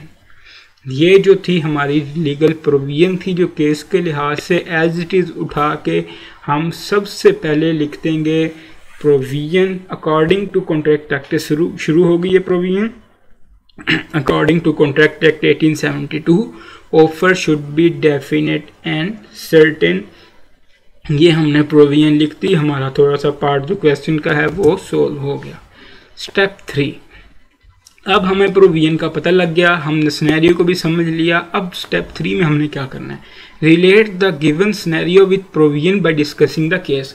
हमने केस को डिस्कस करना है जिससे एग्जामिनर को पता चलेगा कि भाई वाकई ही ये बंदा जो है इसने जो प्रोविजन क्लिक की है, जो प्रोविजन लिखी है उसको इस केस के साथ रिलेट कर पा रहा है, इसको चीज़ों का पता है, इसने चीज़ पढ़ी हुई है। तो इसलिए हम जो सिनेरियो है उसको डिस्कस करते हुए उसको अपनी जो प्रोविजन है उसके साथ रिलेट कर देंगे। इसमें कैसे करेंगे, हम लिखेंगे in the given case study या in the given scenario it is not clear या इट इज़ नॉट सर्टेन या it is not definite that which building mister एक वांट टू सेल। हमने सिनेरियो में देखा, सिनेरियो आप अपने सामने इसे ओपन कर सकते हैं स्लाइड्स में अपने मोबाइल्स में, कि इन द गिवन सिनेरियो उसमें लिखा हुआ था कि मिस्टर 1 मिस्टर 2 को जो है वो अपनी बिल्डिंग सेल करना चाहता है 9 मिलियन रुपीज़ में और उसके पास 20 बिल्डिंग्स हैं। तो हमने केस स्टडी को डिस्कस किया कि इन the given case it is not clear, it is not certain या it is not definite that which building Mr. A want to sell। Mr. 1 जो है वो कौन सी बिल्डिंग बेचना चाहता है ये सर्टेन नहीं है केस में। हमने उसको केस डिस्कस करके बता दिया। हमने पहले उसको प्रोविजन बता दी, प्रोविजन ये है कि offer must be certain and definite. उसके बाद हमने उसको केस जो है वो खोल के उसके सामने बयान कर दिया कि इस केस में जो मेन इशू है वो ये है कि ऑफ़र जो है वो सर्टेन एंड डेफिनेट नहीं है। मिस्टर ए जो है वो मिस्टर ए कौन सी जो सेल करना चाहता है बिल्डिंग, ये चीज़ सर्टेन एंड डेफिनेट नहीं है इस केस के अंदर। हमने इस केस को डिस्कस कर दिया, इस हवाले से हमारा नंबर पूरा हो गया। स्टेप 1 हमने देखा, सबसे पहले क्वेश्चन को रीड करना है केयरफुली, अंडरस्टैंड करना है एग्जामिनर क्या पूछना चाहता है, रेलिवेंट लीगल प्रोविजन अपने क्लिक करनी है माइंड में। उसके बाद जो रेलिवेंट लीगल प्रोविजन हमने क्लिक की है उसको हमने लिख देना है। उसके बाद हमने सिनेरियो को डिस्कस कर देना है, जिससे पता चल रहा हो जो हमने लीगल प्रोविजन लिखी है वो किस तरह से सिनेरियो से रिलेट कर रही है। यहाँ पे हमें किस तरह पता लग रहा है, हमने प्रोविजन में लिखा है offer must be certain and definite, और हम सिनेरियो में बताएंगे कि ये सर्टेन एंड डेफिनेट है ही नहीं कि कौन सी बिल्डिंग सेल करना चाह रहा है। तो इससे साफ अंदाज़ा हो रहा है कि किस तरह से हमने जो है प्रोविजन को अपने केस से रिलेट किया। स्टेप 4 है लास्ट हमारा डिसीजन का स्टेप। अपना जो डिसीजन है फाइनल वो हमने लिख देना है। वो हमने क्या लिखना है, hence this is not a valid offer, so this is not a valid offer. तो ये हमारे 4 स्टेप्स हैं, इनको आप एक बार रीड करें, इनकी चीज़ों को डाइजेस्ट करें, इनको समझें यहाँ पे वीडियो पॉज करके। होपफुली आपको समझ आएगी, सिंपल सी चीज़ें हैं। केस स्टडी को किस तरह से सोल्व करना है, 4 पॉइंट्स हैं। पहला स्टेप है क्वेश्चन को ध्यान से पढ़ना है, एग्जामिनर क्या पूछना चाह रहा है, क्वेश्चन में पूछा क्या गया है ये देखना है, प्रोविजन कौन सी एप्लीकेबल हो गई ये क्लिक करना है। उसके बाद हमें प्रोविजन लिख देनी है, उसके बाद हमने केस को डिस्कस कर देना है और लास्ट पे हमने अपना डिसीजन लिख देना है। अगर हम इस आंसर को जामे फॉर्म में देखें, एग्ज़ाम में ये लिखा हुआ किस तरह का लगेगा, 3 मार्क्स का क्वेश्चन, तो इस तरह का कुछ शो हो रहा होगा। According to contract act 1872 offer should be या must be definite and unconditional.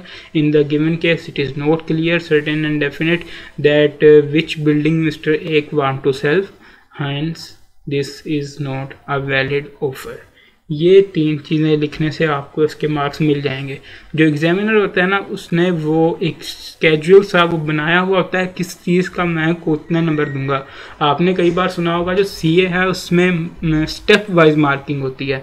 आपने अगर कुछ चीज़ गलत लिख दी है तो सिर्फ उसी का नंबर कटेगा। इस क्वेश्चन में फॉर एग्जाम्पल हम देखें तो मार्किंग प्लान किस तरह से था, 1.5 मार्क्स फॉर प्रोविजन। सबसे ज़्यादा मार्क्स, बेसिक मार्क्स जो होते हैं वो हमेशा प्रोविजन के ही होते हैं। सो प्रोविजन का आपको अच्छी तरह से पता होना चाहिए। According to contract act 1872 offer must be certain definite and unconditional. Offer must be definite and unconditional, sorry ये थोड़ा सा गलत लिखा गया। Offer must be definite and certain होना चाहिए था यहाँ पे, ये आप चेंज कर लें। मैं बल्कि इसको चेंज करवा देता हूँ। जो आपको स्लाइड्स आपकी मिली हैं, आपको मिली होंगी डिस्क्रिप्शन में, उसमें होपफुली ये चेंज ही होगा। ये डेफिनेट एंड यहाँ पे सर्टेन होगा, यहाँ पे अनकंडीशनल नहीं होगा। According to contract act 1872 offer should be, offer must be definite and certain. Offer definite and certain होनी चाहिए। इतनी सी चीज़ लिखने के आपको 1.5 मार्क्स मिल जाएंगे, ये प्रोविजन लिखने के।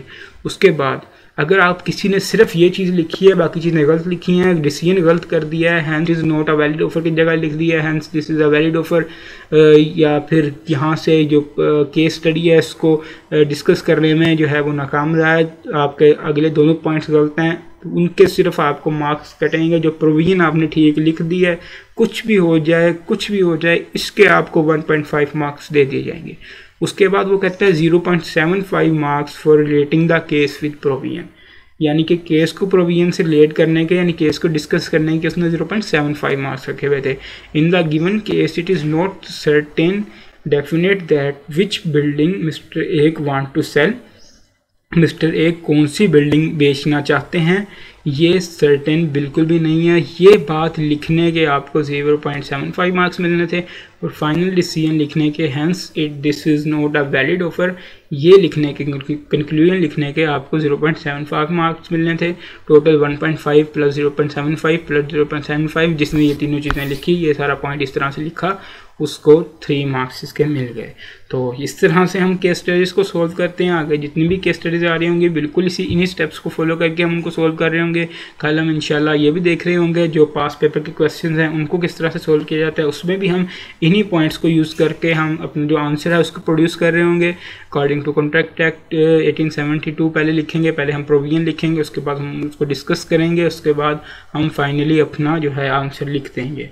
ये स्टेप्स आप 5 देखें, ये क्वेश्चन देखें, ये मार्किंग प्लान देखें, इसमें से किसी चीज़ में कोई मसला आप पूछ सकते हैं, इनको आप इवेल्युएट करें, इनको डाइजेस्ट करने की कोशिश करें, क्योंकि अब हमारा जो क्रैमिंग वाला है वो कोई सीन नहीं है, सिर्फ अंडरस्टैंडिंग वाला सीन है। जितनी ज़्यादा आपकी बेहतर अंडरस्टैंडिंग हो जाएगी चीज़ों के साथ, उतना ही अच्छा आप पेपर को परफॉर्म कर पाएंगे। आपने क्वेश्चन देखा, आपने ये आंसर देखा, इसमें कोई आपको क्रैमिंग वाली चीज़ लगी है सिवाय इसके कि offer should be definite and certain, ये चीज़ भी क्रैमिंग वाली बिल्कुल नहीं है। ये अगर आपको समझ आ गई तो आप अपनी तरफ से ऑफ़र डेफिनेट एंड सर्टेन होनी चाहिए अपने अल्फाज में, इस चीज़ को उसको कन्वे कर सकते हैं। उसके बाद इन द गिवन केस, ये भी बिल्कुल रटे वाली बात नहीं है, ये सिर्फ हमने सिनेरियो को उठा के एक्सप्लेन किया है, ये भी हमारी प्रोफेशनल जजमेंट की बात है। उसके बाद जो है लास्ट में हमने जो डिसीजन लिखा है वो भी हमने अपने दिमाग से समझ के लिखा है। तो जितनी चीज़ें आपको इसमें से समझ आएंगी, जितनी चीज़ें आप समझ लेंगे, उतना ही आपके लिए ज़्यादा बेहतर होगा। आपने, मैं बार बार कह रहा हूँ, आपने चीज़ों को रट्टा मारना है, अपनी चीज़ों को क्रैम करना है, नहीं बैठ जाना, आपने सिर्फ चीज़ों को समझना है। याद वो खुद ब खुद होती रहेंगी। जब आपको सारी चीज़ें समझ में होंगी, समझ आ चुकी होगी, वो चीज़ें आपको खुद ब खुद वो याद हो जाएंगी। चीज़ें उर्दू में याद करें, फ़ारसी में याद करें, पंजाबी में याद करें, जिस लैंग्वेज में मर्ज़ी याद करें, आप उनको अपनी ज़बान में आराम से लिख सकते हैं। ये देख लिया हमने केस स्टडी। हम ऑफ़र की बात कर रहे थे, वापस अपने टॉपिक पे वापस आते हैं। हमने ऑफ़र के जो एसेंशियल्स हैं वो देखे। Offer definite and condition, definite and certain होनी चाहिए। ऑफ़र हम खुद को नहीं देख सकते, और आगे भी 2 पॉइंट्स हमने देखे। तो इसके बाद हम उसी पार्ट को अपने को कंटिन्यू करते हैं। हम कम्युनिकेशन की बात करते हैं। ऑफ़र हम कैसे कम्युनिकेट कर सकते हैं, ये डायरेक्टली रिलेटेड है। वो जो प्रॉमिस वाला पार्ट नहीं पढ़ा हमने, promise should be express, and express भी हो सकता है, इम्प्लाइड भी हो सकता है। तो इसी तरह कम्युनिकेशन है। कम्युनिकेशन बाय वर्ड्स हो सकती है, बाय रिटन हो सकती है, रिटन वर्ड्स हो सकती है, बाय स्पोकन वर्ड्स हो सकती है, और बाय एक्ट हो सकती है। बाय एक्ट की मैंने आपको रिक्शा नीचे वाली एग्जांपल दी, बिल्कुल वही। By spoken, by written words की कोई भी, जितनी भी बाकी हमने एग्जांपल देखी हैं वो सारी by spoken, by written words की हैं। मेरा नहीं ख्याल इस पर हमें ज़्यादा टाइम ज़ाया करने की ज़रूरत है, सिंपल सी बात है।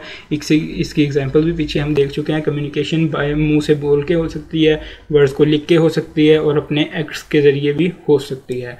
कम्युनिकेशन जो है ऑफ़र की, किसी को हम जो ऑफरी है उसको कम्युनिकेट करना है कि भाई हाँ, हमने ऑफ़र आपकी, ये ऑफ़र जो है वो हम आपको कम्युनिकेट करना चाहते हैं। वो हम मुंह से बोल के भी कर सकते हैं, हम वो लिख के भी उसको दे सकते हैं ऑफ़र, और हम वो अपने एक्ट के ज़रिए भी उसको ऑफ़र दे सकते हैं। जिस तरह जाके जो शू पॉलिशर है, उसने शू पॉलिश करना शुरू कर दिया। उसने नहीं उससे पूछा कि मैं आप शू पॉलिश करवाना चाहते हैं कि नहीं, उसने शू पॉलिश करना शुरू कर दिया। ये उसने जो अपने एक्ट है, अपना ये काम है, इसके ज़रिए उसने अपनी ऑफ़र उसे शू पॉलिश करने की कम्युनिकेट कर दी। तो ये कम्युनिकेशन ऑफ ऑफ़र है। उसके बाद है कम्युनिकेशन व्हेन कंप्लीट। ये बहुत बहुत बहुत ज़्यादा इंपॉर्टेंट पॉइंट है कि कम्युनिकेशन कंप्लीट कब होती है। जो है ऑफ़र की कम्युनिकेशन कब कंप्लीट होती है। आप अपने जहन में खुद ब खुद सोचने की कोशिश करें कि ऑफ़र की कम्युनिकेशन कब कंप्लीट होनी चाहिए। आप एक रूम में बैठे हुए हैं, अकेले बैठे हुए हैं, आप अपने दोस्त का नाम लेते हैं। फॉर एग्ज़ाम्पल, आपके दोस्त का नाम आसिम है। आप अपने रूम में बैठे हुए कहते हैं, मैं आसिम, तुम्हें मैं 50,000 रुपीज़ की अपनी बाइक सेल करना चाहता हूँ। आपने ये ऑफ़र कर दी, क्या कम्युनिकेशन कंप्लीट हो गई है? ना आपके पास वो आसिम है, आप अकेले अपने रूम में बैठे हैं, अपने आप से बातें कर रहे हैं, आपने बोला है और आपने सोच रहे हैं कि भाई ये कम्युनिकेशन, मैंने अपनी ऑफ़र दे दी है, ये ऑफ़र कंप्लीट होगी। ऐसा बिल्कुल भी नहीं होता। ऑफ़र कब कंप्लीट होगी? जब वो जो ऑफरी है जिसको आपने ऑफ़र करनी है उसके नॉलेज में आएगी। यही पॉइंट बिल्कुल है। Offer communication when complete when it comes to the knowledge of the person to whom it is made. जिसको ऑफ़र की गई है, जब उसके नॉलेज में ऑफ़र आ जाएगी, वो ऑफ़र कंप्लीट हो जाएगी। फॉर एग्ज़ाम्पल, अगर आप लेटर से ऑफ़र करते हैं, आपने लेटर भेजा पोस्ट के ज़रिए, आपने 3 दिन बाद 4 दिन बाद वो लेटर जब वो ऑफरी को मिला है, 3-4 दिन का जो पीरियड है, ये उस दिन आपकी ऑफ़र नहीं होगी जिस दिन आपने वो लेटर जाके पोस्ट किया, या जिस दिन आपने वो लेटर लिखा, या जिस दिन आपने उस लेटर में अमेंडमेंट्स की, ये उस दिन आपकी ऑफ़र नहीं होगी। ऑफ़र कम्युनिकेशन उस दिन कंप्लीट नहीं होगी। ऑफ़र की कम्युनिकेशन किस दिन कंप्लीट हो गई? जब वो लेटर उसको रिसीव हुआ है। आपने ईमेल लिखा, आपने ईमेल किया, जिस दिन वो ईमेल माफ़ कीजिएगा, जिस दिन वो ईमेल उसे रिसीव हो गया, उस दिन वो जो है कम्युनिकेशन ऑफ़र की वो कंप्लीट हो जाएगी। बिल्कुल इसी तरह इसकी एग्जांपल भी इसी तरह लिखी हुई है आपकी बुक में। Azam proposes by letter to sell a house to Babar at a certain place. The communication of proposal is complete when Babar receives the letter. जब बाबर को वो लेटर मिल जाएगा, आसम का प्रपोजल, आसम की ऑफ़र उस दिन कंप्लीट हो जाएगी। अगला पॉइंट रेड में इसलिए लिखा हुआ है क्योंकि ये पॉइंट जो है वो एक्सेप्टेंस से रिलेटेड है। हमने एक्सेप्टेंस में भी इस पॉइंट को देखना है, लेकिन अभी ये समझने के लिए इसलिए ज़रूरी है क्योंकि अगला जो हमारा टॉपिक है ना, रेवोकेशन ऑफ ऑफर वाला, अगर आप ये पॉइंट आपके जहन में नहीं होगा, इसकी अंडरस्टैंडिंग नहीं होगी, तो वो आपको समझने में भी बहुत ज़्यादा मुश्किल हो जाएगा। ये तो हम बात कर रहे थे ऑफर के लिहाज से कि ऑफर ने ऑफ़र दी है, वो ऑफ़र की कम्युनिकेशन कंप्लीट हो गई। अब ऑफर ने फॉर एग्जांपल, अब ये लेटर वाली एग्जांपल ले लेते हैं हम। लेटर लिखा है अपने हाउस बेचने का आज़म ने बाबर को।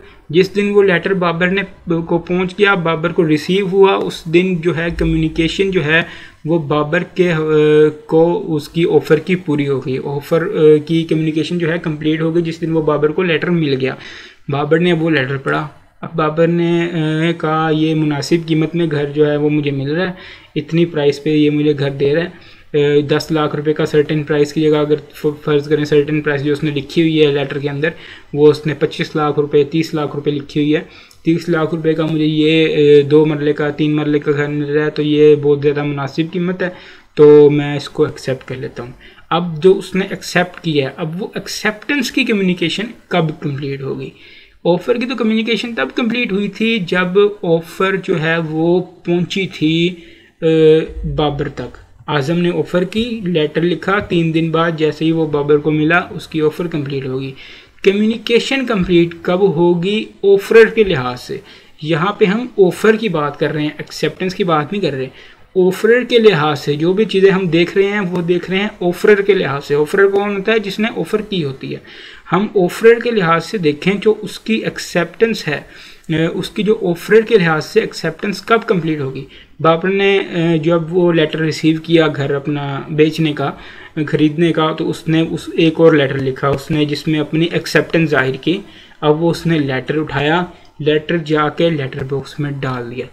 जैसे ही वो उसने लेटर बॉक्स में लेटर डाल दिया, जिस तरह ही उसने लेटर को पोस्ट कर दिया, जो बाबर है, जो एक्सेप्टर है, जो एक्सेप्ट कर रहा है, जो ऑफरी है, जिसको ऑफ़र दी गई थी वो बाबर है, उसने जैसे ही वो लेटर पोस्ट किया, अब उसकी ताकत से वो लेटर बाहर चला गया।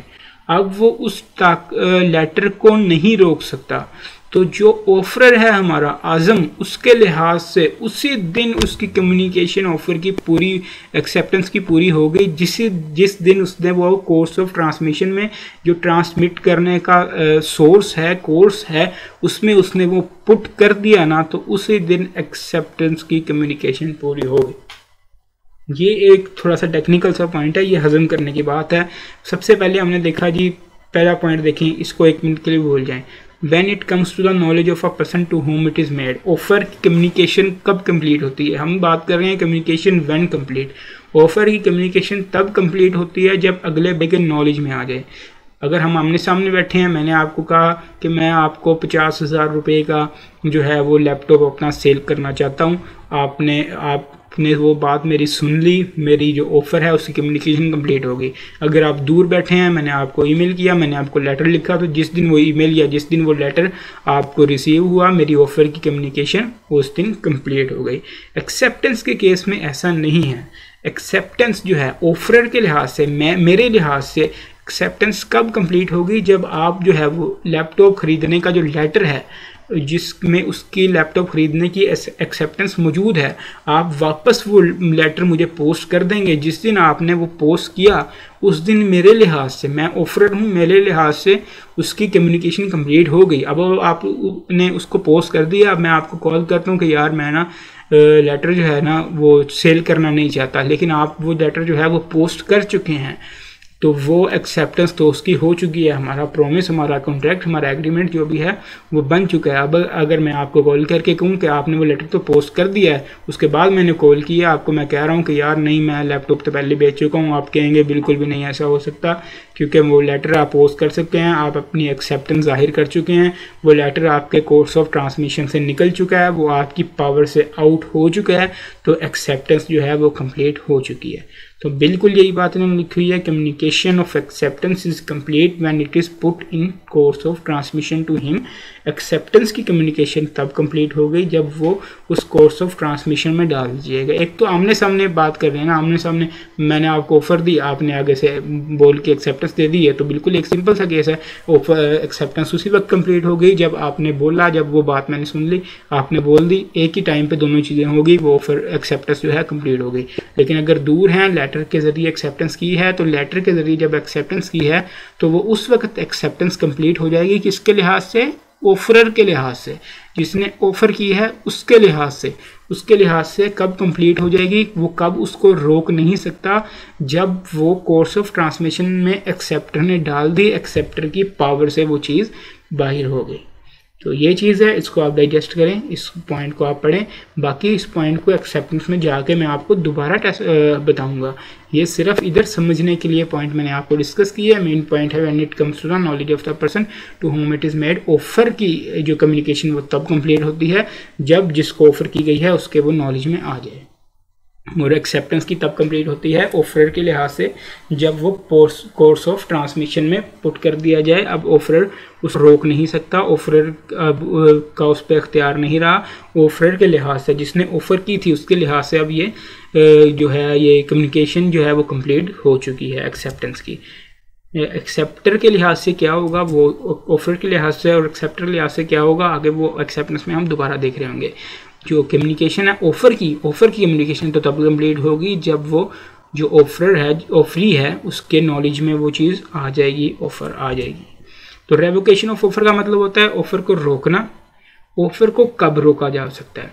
A proposal may be revoked at any time before the communication of its acceptance is complete, as against the offerer, as against the proposer, but not afterward। ये पॉइंट है जिसकी वजह से मैंने आपको कम्युनिकेशन ऑफ एक्सेप्टेंस वाला point जल्दी पहले समझाया, क्योंकि फिर आपको इस पॉइंट की समझ नहीं आनी थी। रेवोकेशन ऑफ ऑफर, ऑफर को कब रोका जा सकता है?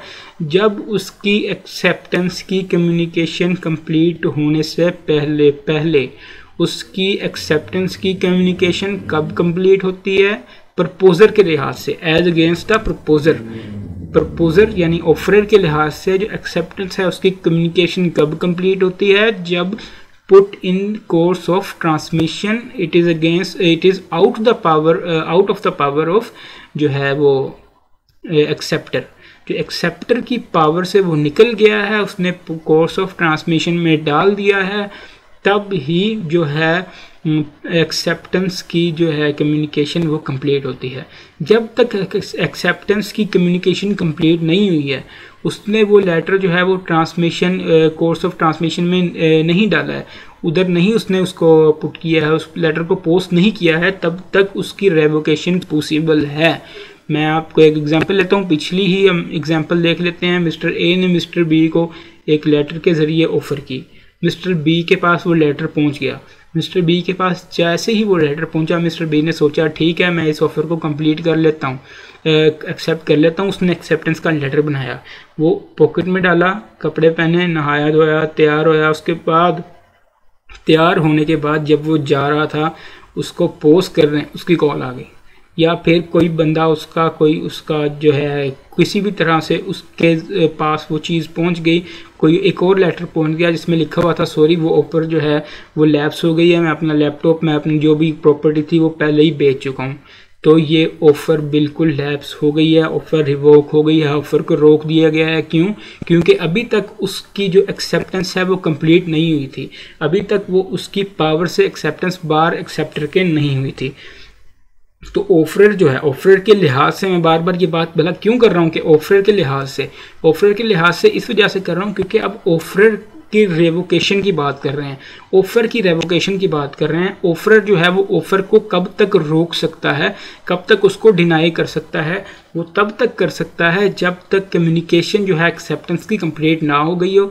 एक तो आमने सामने वाली बात है, आमने सामने तो सीधा मैंने आपको ऑफर दी, आपने हाँ करना था। बल्कि एक सबसे बेहतरीन एग्जांपल मैं आपकी यहाँ पे वो ले लेता हूँ, बिडिंग वाली। अभी हम ऑक्शन वाली बात करके आए थे। तो एक ने बिल्डिंग आई, वो painting I, invitation of offer हुआ, मैंने बिडिंग की, मैंने बिड किया 150,000 पे, 100,000 पे, 1.5 लाख पे मैंने वो बिड किया फॉर एग्जांपल। 1.5 लाख पे जब मैंने उसको बिड कर दिया, तब उसने कहा कोई और बिड नहीं करना चाहता, कोई भी और ऑफ़र नहीं कर रहा, मैं अकेला ऑफ़र कर रहा हूँ। उसने कहा 150,001, 150,002, 150,003। जैसे ही वो अपना हैमर उस डाइस पे मारने लगा, जैसे ही उसने हैमर मारना था, उसका मतलब होना था एक्सेप्टेंस, और हैमर के लगने से वो एक्सेप्टेंस जो है वो हो जानी थी और मेरे तक कम्युनिकेट भी हो जानी थी, क्योंकि मैं सामने बैठा हुआ हूँ, मुझ तक कम्युनिकेट वो हो जानी थी। लेकिन जैसे ही वो हैमर मारने लगा, मैंने कहा रुक जाओ, मैं अपनी ऑफ़र वापस लेता हूँ। तो कम्युनिकेशन जो है ऑफ़र की वो कंप्लीट नहीं हुई थी। ये आमने सामने का केस है। कम्युनिकेशन कब कंप्लीट होनी थी? एक्सेप्टेंस की कम्युनिकेशन तब कंप्लीट होनी थी, एक्सेप्टेंस तब होनी थी जब उसने हैमर वो डाइस पे मार देना था। हैमर उसने डाइस पे मारने से पहले ही मैंने रोक दिया, मैंने ऑफ़र को रिवोक कर दिया, तो ये रेवोकेशन जो है ये वैलिड रेवोकेशन है। सेम इसी तरह लेटर के केस में आ जाए। लेटर के केस में जो एक्सेप्टेंस है उसकी कम्युनिकेशन कब कंप्लीट होनी थी? उसकी कम्युनिकेशन तब कंप्लीट होनी थी जब वो कोर्स ऑफ जो ट्रांसमिशन है उसमें उसको पुट कर दिया जाएगा, वो जो है एक्सेप्टर की रीच से बाहर चला जाएगा, तब कंप्लीट होनी थी। लेकिन जैसे ही वो उसको लेटर को पोस्ट करने जा रहा था, मैंने पहले ही उसको कॉल कर दिया, पहले ही उसको कॉल करके बता दिया कि भाई ऑफ़र जो है वो मैं रिवोक कर रहा हूँ, ऑफ़र को मैं ख़त्म कर रहा हूँ, तो ऑफ़र बिल्कुल ख़त्म हो जाएगी। लेकिन कहीं अगर उसने जाके वो लेटर पोस्ट कर दिया होता, उसके बाद मैं उसको कॉल करता, तो फिर ये रेवोकेशन एक वैलिड रेवोकेशन नहीं होनी थी, क्योंकि एक्सेप्टेंस की कम्युनिकेशन ऑफरर के लिहाज से, प्रपोजर के लिहाज से जो है वो कंप्लीट हो चुकी है। इसी तरह की एग्जांपल जो हमारे स्टडी टेक्स्ट में है हम वो देखते हैं। Adeel proposes by letter sent by post to sell his house to Jazib.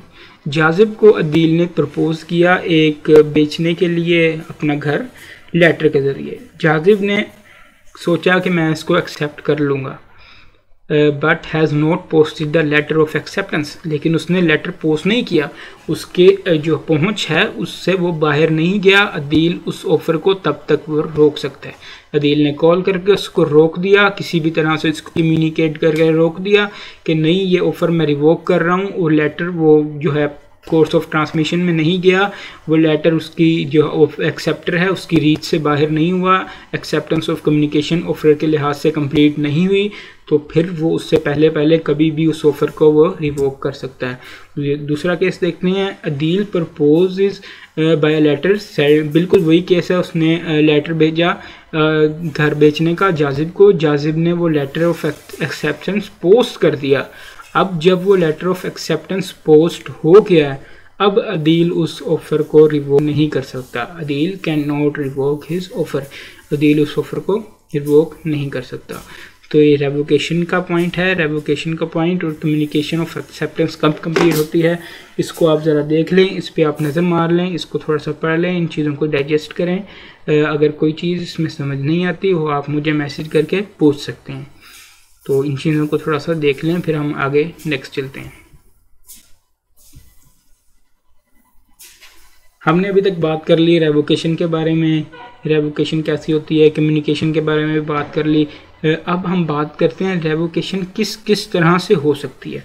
अगर आप कोई भी चीज़ देखे बगैर कॉमन सोचे हैं, आप रेवोकेशन किस तरह से कर सकते हैं, ऑफर को किस तरह से रोक सकते हैं? भाई उसको बता के रोक सकते हैं, उसे मैं बता दूंगा, उसे मैं कॉल कर दूंगा, उसे मैं नोटिस में दे दूंगा, उसे मैं लिख के दे दूंगा, उसे मैं लेटर सेंड कर दूंगा, मतलब उसे किसी तरह कम्युनिकेट कर दूंगा। By the communication of notice of revocation by the proposer और टू द अदर पार्टी, हम उसको नोटिस के थ्रू किसी भी तरह से कम्युनिकेट करके रेवोक कर सकते हैं अपनी ऑफर को। ये तो सिंपल सी बात है, बिल्कुल भी इसमें कोई कम्प्लेक्स बात नहीं है। फॉर एग्जांपल ये ऑक्शन वाली मैंने आपको एग्जांपल दी। Azam at an auction gives the highest bid to buy Babar's good, he withdraws the bid before fall of hammer. उसने वो जो हैमर डाइस पे मारा, हैमर गिराया, उससे पहले उसने उस बिड को रोक दिया। उसने कहा रुक जाओ, मैं अपनी जो ऑफर है उसको वापस देता हूँ। तो ऑफर बिल्कुल रिवोक हो चुकी है, ऑफर एक्सेप्ट अब नहीं की जा सकती, ऑफर बिल्कुल रिवोक हो चुकी है। तो कम्युनिकेशन रेवोकेशन का ज़रिया सबसे पहला जो था, किसी भी तरह हमने उसको बोल के नोटिस दे के हमने उसको कम्युनिकेट करना है, कम्युनिकेट किसी भी तरह करना है, तो वो रेवोकेशन हो जाएगी। तो दूसरा तरीका क्या हो सकता है रेवोकेशन का, कि अगर जो ऑफ़र थी उसमें कोई टाइम था, फॉर एग्जांपल मिस्टर ए ने मिस्टर बी को ऑफर की थी मैं आपको अपना घर बेचना चाहता हूँ, 2 दिन के अंदर अंदर मुझे जवाब दे दें। अब वो ऑफर में टाइम है 2 दिन का, अब उससे लाजम है कि 2 दिन के अंदर अंदर जवाब दे। अगर 2 दिन का टाइम गुजर चुका है तो वो ऑटोमेटिकली ऑफर लैप्स हो गई है। अगर कोई टाइम नहीं है तो रीज़नेबल टाइम में जो है वो जवाब देना चाहिए। रीज़नेबल टाइम क्या हो सकता है? आप अपने हॉस्टल में बैठे हुए हैं, रात का 1 बज के आप पढ़ रहे हैं, बहुत ज़्यादा मेहनती बच्चे हैं, आप पढ़ते रहते हैं हर वक्त, आप रात के 1 बजे भी पढ़ रहे हैं, आपको भूख महसूस होती है, आप देखते हैं कोई शॉप नहीं खुली इधर, या फिर कोई चीज़ खाने का मेरा मूड नहीं बन रहा, या फिर मैं बाहर जाऊंगा तो मेरे पढ़ाई का जो टाइम है वो वेस्ट होगा। आप मोबाइल निकालते हैं, फूड पैंडा का आपके पास ऐप है, आप उससे फूड ऑफर कर देते हैं। उन्होंने इनविटेशन ऑफ ऑफर की फॉर्म में बहुत सारे मेन्यूज़ अपने फूड पैंडा के ऊपर रखे हुए हैं। आप एक इनविटेशन ऑफ ऑफर निकालते हैं, एक मेन्यू निकालते हैं, आपने ये जिंगर खाना है, आप उसको ऑफर कर देते हैं कि मैं आपका ये जिंगर बाय करना चाहता हूँ। 2 दिन बाद वो फूड पैंडा डिलीवरी बॉय आके आपको बर्गर जो है वो दे के जा रहा है। तो ये क्या रीज़नेबल टाइम है? आपको भूख रात को लगी हुई थी, ये कोई भी अक्लमंद इंसान बता सकता है कि रात को भूख लगी हुई थी, रात को मैंने ऑर्डर किया है, ये आप 2 दिन बाद दे के जा रहे हो, ये तो कोई रीज़नेबल चीज़ नहीं है। तो जो रीज़नेबल टाइम था वो रात का था, घंटा 2 घंटे 3 घंटे, चलो अगर लेट हो गया आप बता के 4-5 घंटे तक वो डिलीवर कर देते जो कस्टमर है उसकी मर्ज़ी के साथ। लेकिन 2 दिन बाद आप उसको जो है वो डिलीवर कर रहे हो, ये बिल्कुल भी रीज़नेबल टाइम नहीं है। तो रीज़नेबल टाइम कोई भी बाशऊर बंदा अपना देख के उस चीज़ को बता सकता है कि यार ये रीज़नेबल टाइम नहीं है, अगर कोई टाइम नहीं दिया हुआ। फॉर एग्जांपल टमाटोज़ की केस ले लेते हैं। टमाटर एक बंदे ने बेचने हैं, अब रेडी लगाता है एक बंदा टमाटर की, वो टमाटर बेचता है, हम जानते हैं कि टमाटर जल्दी ख़राब हो जाते हैं, उसने टमाटर संडे को बेचने हैं, वो मंडे को ऑर्डर करता है, फ्राइडे को ऑर्डर करता है कि मुझे सैटरडे को टमाटर डिलीवर किया जाए क्योंकि मैंने संडे को बेचने हैं और फसल अभी अभी कट के तैयार हुई है, तो टमाटर जल्दी भेज दिए जाएँ ताकि बाद में वो ख़राब ना हो जाएँ। वो मंडे को या ट्यूसडे को जाके वो टमाटर मिल रहे हैं। फॉर एग्जांपल वो ये नहीं कहता कि मैंने टमाटर मुझे किस दिन चाहिए, लेकिन वो टमाटर आपको ला के 2 हफ्ते बाद टमाटर डिलीवर कर रहे हैं और वो टमाटर सड़ चुके हैं, वो ख़राब हो चुके हैं, क्योंकि टमाटर जो है वो पड़े पर ख़राब हो चुके हैं। अब वो उससे नहीं बेच सकता, उससे रीज़नेबल टाइम में वो चीज़ डिलीवर नहीं की गई। ये सब लोग जानते हैं कि जो टमाटर हैं वो ख़राब हो जाते हैं, जल्दी ख़राब हो जाते हैं, तो रीज़नेबल टाइम में उसे ये डिलीवर करना चाहिए था। तो अगर कोई टाइम नहीं दिया हुआ तो रीज़नेबल टाइम में वो डिलीवर करे, ये उसकी रिस्पॉन्सिबिलिटी है। तो ये 2 चीज़ें हैं, मैनुअल ट्रांसमिशन, पहले रेवोकेशन, पहले तो हमने वैसे ही उसे बता दिया, बोल के बता दिया, नोटिस के जरिए बता दिया। दूसरा वो टाइम ही ख़त्म हो गया, टाइम दिया हुआ था, या रीज़नेबल टाइम गुजर गया। इसका ही एग्जांपल मैंने वो फूड पांडा वाला लिखा हुआ है मिस्टर वांगड़ू के नाम से। Mister Wangdu offer for food purchase on Foodpanda but food was delivered after 2 days of the order, offer lapse because Foodpanda failed to accept the offer in reasonable time. उसने reasonable time में इसको accept ही किया तो offer automatically lapse कर गया। बिल्कुल इसी तरह का और एग्जांपल आपके जो है बुक में दी हुई है। मारिया ने शेयर्स के लिए अप्लाई किया जून में, लेकिन वो अलॉट किए जा रहे हैं नवंबर में। जून और नवंबर तब तक शेयर्स की कीमत कितनी गिर चुकी होगी, कितनी बढ़ चुकी होगी, इसका किसी को क्या पता हो। तब तक उसने 100 का शेयर और लेके बेच दिए हो, कितना घाटा हो गया उसको, कितना नुकसान हो गया, तो उसके पास अब पैसे ही ना हो। तो जून में उसने ऑफ़र किया, नवंबर में जाके अलॉट हो रहे हैं, तो वो एक्सेप्ट करने से इनकार कर सकती है क्योंकि रीज़नेबल टाइम लैप्स कर चुका है। और जो अगला पॉइंट है वो है failure of acceptance of fulfil of condition. हमने देखा जो ऑफ़र है वो कंडीशनल हो सकती है, ऑफ़र में भी कंडीशनल, लेकिन जब कंडीशनल होती है तो वो सारी कंडीशंस कम्युनिकेट करनी है और जो एक्सेप्टर ने एक्सेप्ट करनी है वो कंडीशंस के साथ एक्सेप्ट करनी है। लेकिन अगर ऑफ़र को वो कंडीशन के साथ एक्सेप्ट नहीं करता तो क्या वो एक वैलिड ऑफ़र होगी? बिल्कुल भी नहीं होगी। बिल्कुल यही पॉइंट उसने लिखा हुआ है कि अगर कोई कंडीशन है वो कंडीशन फुलफिल करनी लाजमी है। वो कंडीशन फॉर एग्जांपल जेजी offered to sell his scooter to Babar for 40,000, Babar joins if Babar joins ABC club within a week.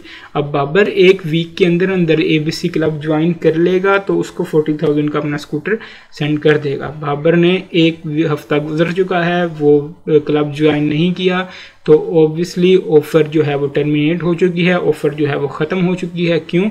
क्योंकि जेजी ने जो 7 कंडीशन मेट की थी वो उसने पेश की थी, वो मेट करना इम्पॉसिबल हो चुका है, 1 हफ्ता गुजर चुका है, तो अब ये ऑफ़र ऑब्वियसली जो है वो टर्मिनेट हो चुकी है।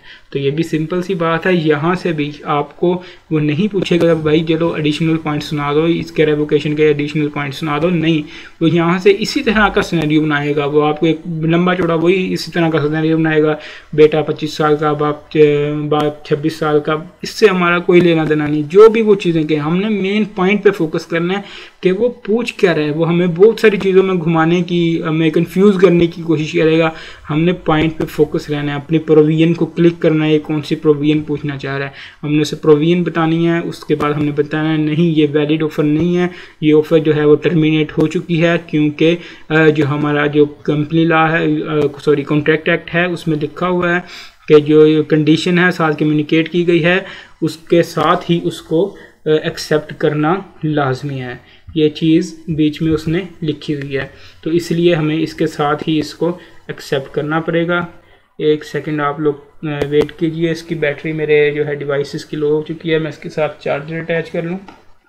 आप इसको पढ़िए इतनी देर।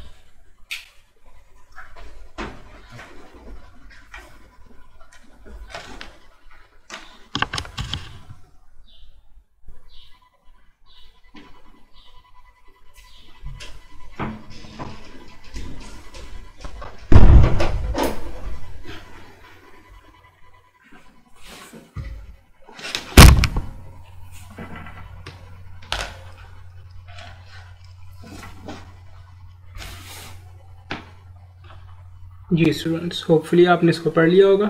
सिंपल सी ये बात थी, सिंपल सी चीज़ थी। तो यहीं से हम इसको कंटिन्यू करते हैं।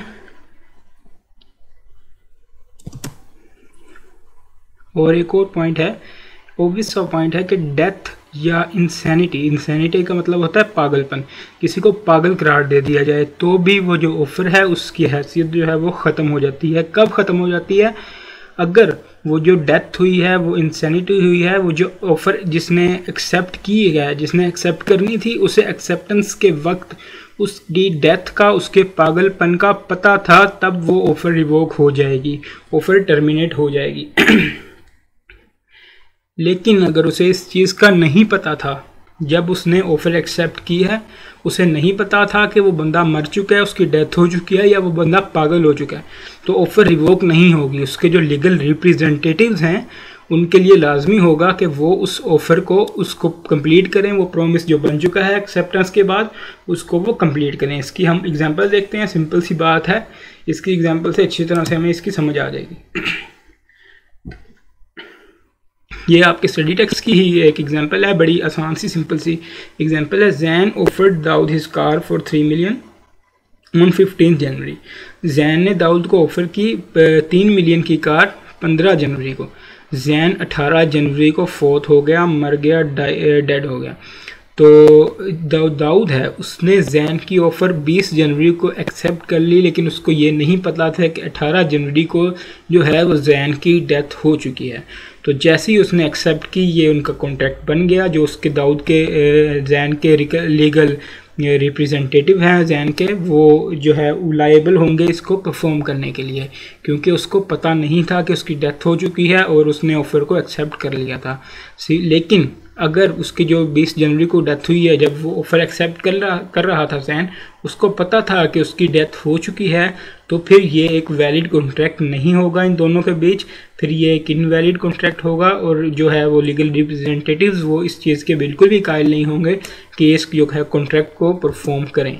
तो ये एक सिंपल सी बात थी, यही हमारे मेन पॉइंट्स थे। इनको आप देख लें, एक बार पढ़ लें, तो होपफुली चीज़ें आपको क्लियर हो जाएंगी। इसके अलावा टर्मिनेशन ऑफ ऑफ़र जो है, अभी तक हमने जितनी बातें की वो ऑफ़र ख़त्म करने की थी, ऑफ़र को रिवोक करने की थी।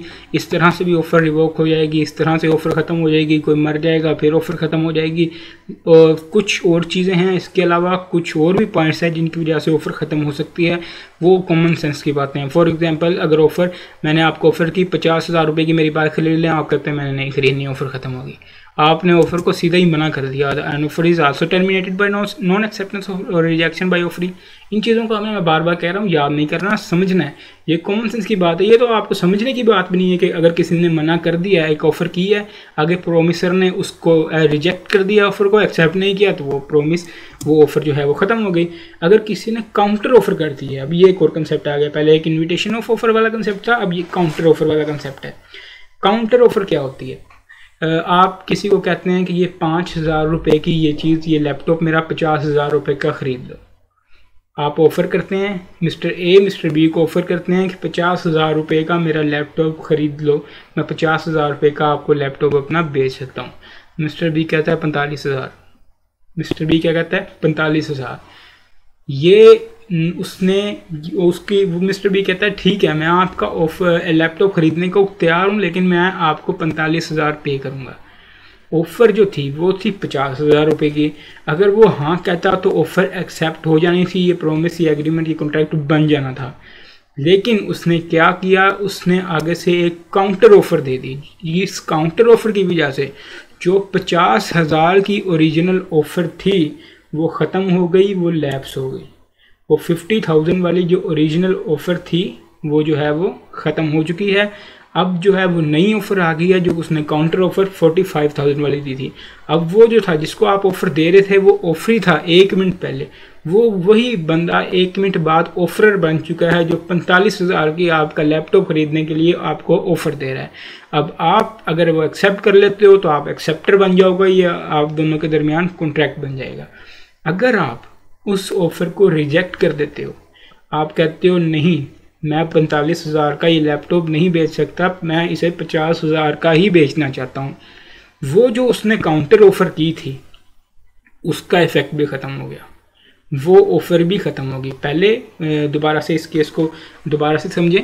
पहले जब आपने 50,000 रुपये की ऑफ़र की लैपटॉप बेचने के लिए मिस्टर बी को, मिस्टर बी ने क्या बोला, मिस्टर बी ने आगे से आपको एक काउंटर ऑफ़र दे दी, तो आपकी ऑफ़र थी वो ख़त्म हो गई, ओरिजिनल ऑफ़र थी। अगर क्वेश्चन में आपसे पूछ रहे कि आपने एक ऑफ़र दी थी 50,000 रुपीज़ की लैपटॉप बेचने की, तो बताएं ये वैलिड ऑफ़र है कि नहीं। जैसे ही उसने आपको काउंटर ऑफ़र दी, ऑफ़र वो पूछेगा ये ऑफ़र जो है वो टर्मिनेट हुई है कि नहीं हुई, तो आप उसको बताएंगे जैसे ही उसने वो 40,000 की काउंटर ऑफ़र मुझे दी ना, तो जो मेरी 50,000 वाली ऑफ़र थी ना वो टर्मिनेट हो चुकी है, अब वो ऑफ़र मेरी ख़त्म हो चुकी है, आगे जो मर्ज़ी हो जाए, अब मेरी वो ऑफ़र ज़िंदा दोबारा नहीं हो सकती, वो मेरी ऑफ़र मर गई, वो मेरी ऑफ़र टर्मिनेट हो गई, वो मेरी ऑफ़र ख़त्म हो गई।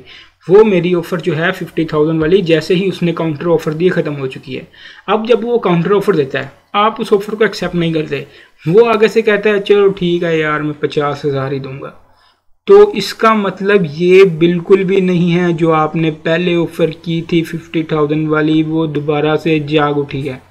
जैसे ही उसने वो 45,000 वाली काउंटर ऑफ़र की थी, मैंने आपको उसी वक्त कहा कि वो आपकी ऑफ़र ओरिजिनल 50,000 वाली मर गई, वो आपकी ऑफ़र 50,000 वाली ख़त्म हो गई, अब इसकी काउंटर ऑफ़र आ गई। जैसे ही उसने काउंटर ऑफ़र की, आपने वो काउंटर ऑफ़र रिजेक्ट कर दी, वो उसकी काउंटर ऑफ़र भी ख़त्म हो गई। अब वो कहता है ठीक है, मैं 50,000 देने को तैयार हूँ, ये उसकी एक्सेप्टेंस नहीं है, ये आपकी उसकी एक्सेप्टेंस नहीं है उस ऑफ़र के लिहाज से, जो ऑफ़र आप शुरू में उसे दे चुके हैं, उसकी हैसियत उसी वक्त उस ऑफ़र की ख़त्म हो चुकी है जब आपने काउंटर ऑफ़र की है।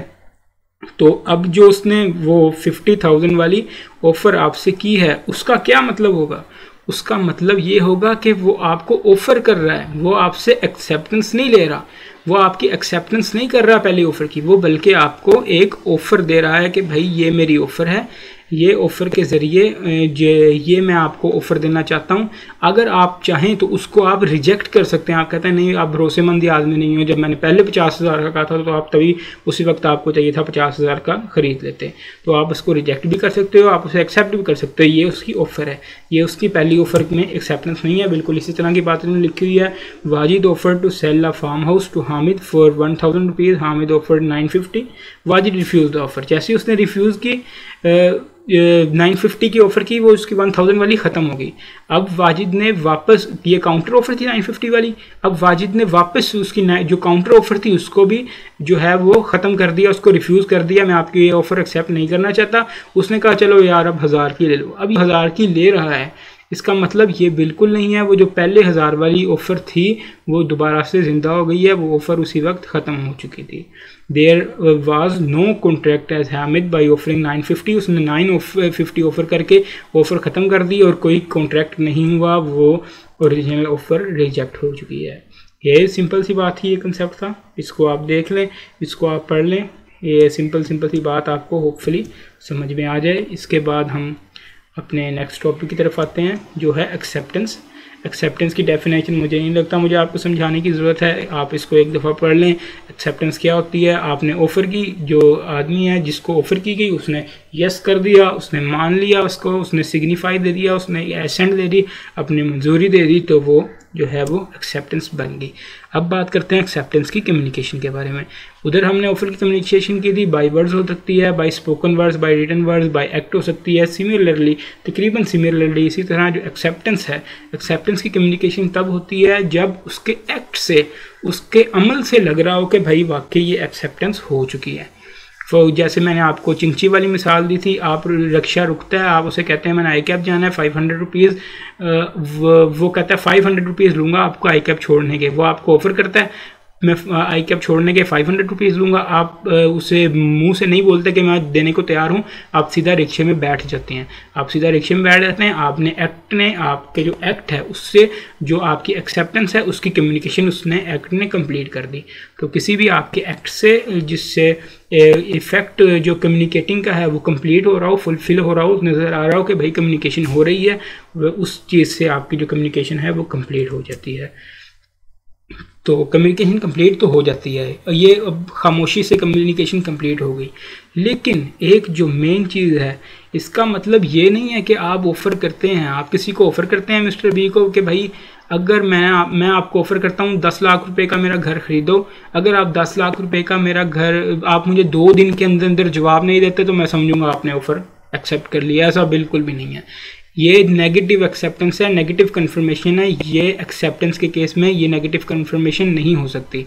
ये एक अलग चीज़ है कि आपने रिक्शा रोका, आपने खामोशी से रिक्शे में बैठ गए, खामोशी यहाँ भी थी, लेकिन आपने अपने एक्ट से वो जाहिर किया कि आप एक्सेप्टेंस को कंप्लीट कर रहे हैं, आप एक्सेप्टेंस कर रहे हैं, आप एक्सेप्टेंस की कम्युनिकेशन कर रहे हैं अपने एक्ट के ज़रिए। लेकिन यहाँ पे आप इस तरह का कोई एक्ट नहीं कर रहे, क्योंकि ऑफर ही अजीब सी ऑफर बात कर रहा है। हो सकता है अगले बंदे को वो कह रहा है कि अगर आप 2 दिन के अंदर अंदर खामोश रहे, अगर आप 2 मिनट खामोश रहे तो मैं समझूंगा आपने मेरी ऑफर एक्सेप्ट कर लिया। हो सकता है अगले बंदे ने सुना ना हो, वो कानों में हेडफोन लगा के कोई और काम में लगा हुआ हो, या वो गूंगा हो, वो बोल ही नहीं सकता। आप उसे कह रहे हैं 2 मिनट के अंदर अंदर अगर आपने ये ऑफर एक्सेप्ट ना की तो मैं समझूंगा आपने कुछ ना बोला, आप साइलेंट रहे, आप खामोश रहे, तो मैं समझूंगा भाई आपने ऑफर एक्सेप्ट कर लिया। ये बिल्कुल भी रीज़नेबल बात नहीं है, इसको हम नेगेटिव कन्फर्मेशन कहते हैं। तो ये नेगेटिव कन्फर्मेशन की सूरत में जो एक्सेप्टेंस है वो नहीं हो सकती। आप किसी एक्ट से, आपको ये एक्ट से एक रीज़नेबल पर्सन को लग रहा हो, साफ नज़र आ रहा हो कि भाई इसने तो जो है एक्सेप्टेंस है वो कंप्लीट की है, तब ही उसकी जो है एक्सेप्टेंस कंप्लीट होगी। Silent negative confirmation, negative form में जो है एक्सेप्टेंस बिल्कुल भी नहीं हो सकती। आप ये नहीं कह सकते कि 2 दिन के अंदर आपका जवाब नहीं आया तो मैं समझूंगा कि आपकी एक्सेप्टेंस हो गई है। साइलेंट माउंट टू एक्सेप्टेंस नहीं होती है। एक सिंपल सा कंसेप्ट था कम्युनिकेशन का। कम्युनिकेशन किस तरह से हो सकती है? कम्युनिकेशन हो सकती है आपने किसी भी एक्ट से, कोई रीजनेबल पर्सन ये आपके एक्ट्स देख के ये बता सके कि इसने भाई एक्सेप्टेंस कर ली है। इसका मतलब ये नहीं है कि आप इस तरह से कह दें भी आपने 2 दिन के अंदर, 2 मिनट के अंदर, इतने टाइम के अंदर जवाब ना दिया तो आपकी एक्सेप्टेंस हो जाएगी। ये बिल्कुल नेगेटिव कन्फर्मेशन के ज़ुमरे में आता है और ये बिल्कुल वैलिड एक्सेप्टेंस नहीं है। आपके एक्ट से, आपके स्पोकन वर्ड से, आपके रिटन वर्ड से इस तरह की शो हो रहा हो कि आपने एक्सेप्टेंस की है तो फिर ही वो वैलिड एक्सेप्टेंस है। बिल्कुल इस तरह एग्जाम्पल है, Azam wrote to Babar to sell his book adding that if he did not reply with in 5 days the offer would be considered accepted. Babar did not reply, a week has passed, there is no contract, silent could not be considered as acceptance. जो बात मैंने आपको बताई। आगे communication when complete, ये जो पहला point है ये एज अगेंस्ट द प्रपोजर के लिहाज से कम्युनिकेशन कब कंप्लीट होती है, अभी हम इस पर डिटेल डिस्कशन करके आए हैं। When it is put in course of transmission to him as to be out of the power of acceptor, उसकी जो एक्सेप्टर है उसकी पावर से बाहर हो गया, उसने उसको कोर्स ऑफ ट्रांसमिशन में जो है वो पुट कर दिया, तब जो है प्रपोजर के अगेंस्ट जो ऑफरर है उसके लिहाज से ये जो है कम्युनिकेशन जो है एक्सेप्टेंस की कंप्लीट होगी। लेकिन जो एक्सेप्टर है उसके लिहाज से कब कंप्लीट होगी? एक्सेप्टर के लिहाज से तब कंप्लीट होगी जब ये प्रपोजर के नॉलेज में आ जाएगा। फॉर एग्जांपल, मैं एक्सेप्टर हूँ, पहले हम ऑफरर थे, अब हम एक्सेप्टर हैं। किसी ने हमें ऑफ़र दी, हमने वो एक्सेप्ट की, किसी ने लेटर से हमें ऑफ़र दी, हमने एक्सेप्टेंस लेटर लिखा, हमने उसको पोस्ट में डाल दिया। जैसे ही पोस्ट में डाला, जिसने ऑफ़र की थी उसके लिहाज से उस दिन ऑफ़र एक्सेप्टेंस की कम्युनिकेशन कंप्लीट हो गई है। लेकिन हम जो है वो प्रपोजर हैं, ऑफरी हैं। हम जो ऑफरी हैं हमारे लिहाज से कब कंप्लीट होगी? हमने उसमें डाल दिया, अब हम उसको कब तक रोक सकते हैं? जब तक वो उसके नॉलेज में नहीं आएगा। जो एक्सेप्टर है, उसका जो ऑफरर है जिसको हमने एक्सेप्टेंस अपनी भेजी है, जब तक वो उसके नॉलेज में नहीं आएगा हम किसी भी तरह से उसको रोक सकते हैं। हम फ़ोन कर सकते हैं, हम कह देते हैं भाई मैंने आपकी जो है एक्सेप्टेंस लेटर पोस्ट कर दिया, वो जब भी आपके पास पहुंचेगा वो इनवैलिड होगा। मैं आपको पहले बता रहा हूँ, मेरी जो एक्सेप्टेंस है वो मैं आपसे रिवोक कर रहा हूँ, एक्सेप्टेंस को रोक रहा हूँ। तो एक्सेप्टर के लिहाज से जो है एक्सेप्टेंस है उसकी कम्युनिकेशन उस दिन पूरी होगी जिस दिन वो जो है उसको ऑफरर को मिल जाएगा। इसको हम केस स्टडीज़ में भी देख रहे होंगे, मज़ीद आपको समझ आ रही होगी। ये 2 बातें आपने जहन में रखनी है फिल वक्त के जो है प्रपोजर है, जो ऑफरर है, उसके लिहाज से तब कंप्लीट होगी एक्सेप्टेंस जब in course of transmission out of the power of जो है एक्सेप्टर वो चीज़ चली गई है। जैसे ही वो कोर्स ऑफ ट्रांसमिशन में पुट हो गई है, अब एक्सेप्टर उसको रोक नहीं सकता, ऑफरर के लिहाज से वो उसकी कम्युनिकेशन कंप्लीट हो गई है। लेकिन हम एक्सेप्टर हैं, हम उसके बाद वो ऑफरर जो है ना उसको रोक नहीं सकता। जैसे ही वो उसके पावर से एक्सेप्टर से बात चलेगी, अब उसको फ़ोन करके नहीं कह सकता भाई मेरी ऑफ़र जो है वो ख़त्म हो गई है। वो कहेगा नहीं, मैंने आपको जो है वो लेटर पोस्ट कर दिया है, एक्सेप्टेंस उसकी कंप्लीट हो चुकी है। लेकिन हम जो प्रपोजर हैं, हमारे लिहाज से हमने वो जो है लेटर पोस्ट कर दिया है, ऑफरर को नहीं पता कि हमने लेटर पोस्ट कर दिया है। हम ऑफरर को कॉल करके अपनी एक्सेप्टेंस जो है उसको रिवोक कर हैं। हमारी कम्युनिकेशन जो है तब हमारे लिहाज से एक्सेप्टेंस की कम्युनिकेशन तब कंप्लीट होगी, एक्सेप्टर के लिहाज से तब कंप्लीट होगी जब जो है वो ऑफरर की नॉलेज में आ जाएगा। बिल्कुल इसी तरह की एग्जांपल है, अदील ने ऑफर किया लेटर, ये आपकी स्टडी टेक्स्ट की एग्जांपल है। ऑफर किया लेटर के ज़रिए अपनी वैन बेचने के लिए काशिफ को 1 लाख रुपए में। 8 मार्च को वो लेटर जो है वो काशिफ के पास पहुंचा। काशिफ ने लेटर को एक्सेप्ट कर लिया और 9 मार्च को पोस्ट कर दिया। 9 मार्च को जब उसने पोस्ट कर दिया और 11 मार्च को वो अदील को लेटर मिल गया। तो कम्युनिकेशन ऑफ एक्सेप्टेंस तब कंप्लीट होगी जो अदील है वो ऑफरर है, ऑफरर के लिहाज से वो कम्युनिकेशन कब कंप्लीट होगी? 9 मार्च को। जैसे ही वो उसने कोर्स ऑफ ट्रांसमिशन में पुट कर दिया, वो उसकी पावर से बाहर चला गया, जो एक्सेप्टर है उसकी पावर से वो बाहर चला गया, तो ऑफरर के लिहाज से उसकी कम्युनिकेशन कंप्लीट हो जाएगी, जो कि इस केस में 9 मार्च को उसने जो है लेटर पोस्ट किया है, उसी डेट को वो कम्युनिकेशन उसकी कंप्लीट हो जाएगी। लेकिन हम जो हैं वो ऑफरी हैं, काशिफ है, काशिफ के लिहाज से कब कंप्लीट होगी? जब वो लेटर अदील को मिल जाएगा, यानी कि 11 मार्च को वो लेटर अदील को रिसीव हुआ है, तो 11 मार्च को हमारे लिहाज से एक्सेप्टेंस की जो है वो कम्युनिकेशन कंप्लीट हो जाएगी। इस बात को आप डाइजेस्ट करें। इस बात को कल हम दोबारा से देख रहे होंगे जब हम एक्सेप्टेंस की रेवोकेशन पढ़ रहे होंगे और बाकी जो एक्सेप्टेंस के लिहाज से पॉइंट्स हैं वो पढ़ रहे होंगे। कल लेक्चर को कंप्लीट कर रहे होंगे। इस बात में अगर थोड़ा खला भी है तो आप उसको थोड़ा सा होल्ड कर सकते हैं। कल इंशाल्लाह आपको इसकी मज़ीद क्लियर हो जाएगा। वैसे मुझे नहीं लगता इस वक्त कोई खला होना चाहिए। आप इसको पढ़ें, इस एग्जाम्पल को पढ़ें, होपफुली आपको समझ आ जाएगी। इसको आप इधर वीडियो पॉज करके इसकी एग्जाम्पल को पढ़ सकते हैं। कल हम इस चीज़ को दोबारा भी डिस्कस कर रहे होंगे, दोबारा भी देख रहे होंगे। अब लास्ट पे हम देख लेते हैं अपना कल का अधूरा काम जो है हमारा पहले लेक्चर का 8 पार्ट हमारे हो चुके थे। 9 पार्ट जो है वो इस्लामिक प्रोविजन का है। सिंपल सी चीज़ है, कोई समझाने वाली चीज़ नहीं है। इस्लामिक प्रोविजन है, नाम से ही ज़ाहिर है इसमें क्या होगा। इसलिए इसमें इस्लाम के लिहाज से कुरान सुन्नत की चीज़ें, इस्लामिक काउंसिल की चीज़ें जो हैं वो पार्ट 9 में शामिल होंगी, क्योंकि इसका नाम ही इस्लामिक प्रोविजन है। पार्ट 10 है एमरजेंसी प्रोविजन। इसमें एमरजेंसी के लिहाज से होगा। एमरजेंसी कैसे हो सकती है? मुल्क में कोई गद्दारी हो जाए, मुल्क में कोई एमरजेंसी कंडीशन नाफिज हो जाए या कोई जंग नाफिज हो जाए, उस कंडीशन में क्या क्या करना है, कौन से फंडामेंटल राइट्स को सस्पेंड करना है, कौन से फंडामेंटल राइट्स को रखना है, ये सारी चीज़ें जो हैं ये एमरजेंसी प्रोविजन में होंगी। इसको भी आपने याद करना है। पार्ट 9 को भी आपने याद करना है। पार्ट 10 को भी आपने 11 को भी आपने याद करना है कि पार्ट 11 है जो अमेंडमेंट ऑफ कॉन्स्टिट्यूशन, जो आइन में तब्दीलियाँ हैं वो किस तरह से होंगी, पार्लियामेंट क्या क्या कर सकती है, वो सारी चीज़ें पार्ट 11 में, सिर्फ एक लाइन का पार्ट 11 है, वो सारी चीज़ें इसमें शामिल होंगी। इसको भी आपने याद कर लेना है, कोई समझाने वाली चीज़ नहीं है। और आखिर में जो भी चीज़ें रह गई हैं, मिसलेनियस चीज़ें, जो भी चीज़ें रह गई हैं वो सारी चीज़ें पार्ट 12 में शामिल होंगी मिसलेनियस के नाम से।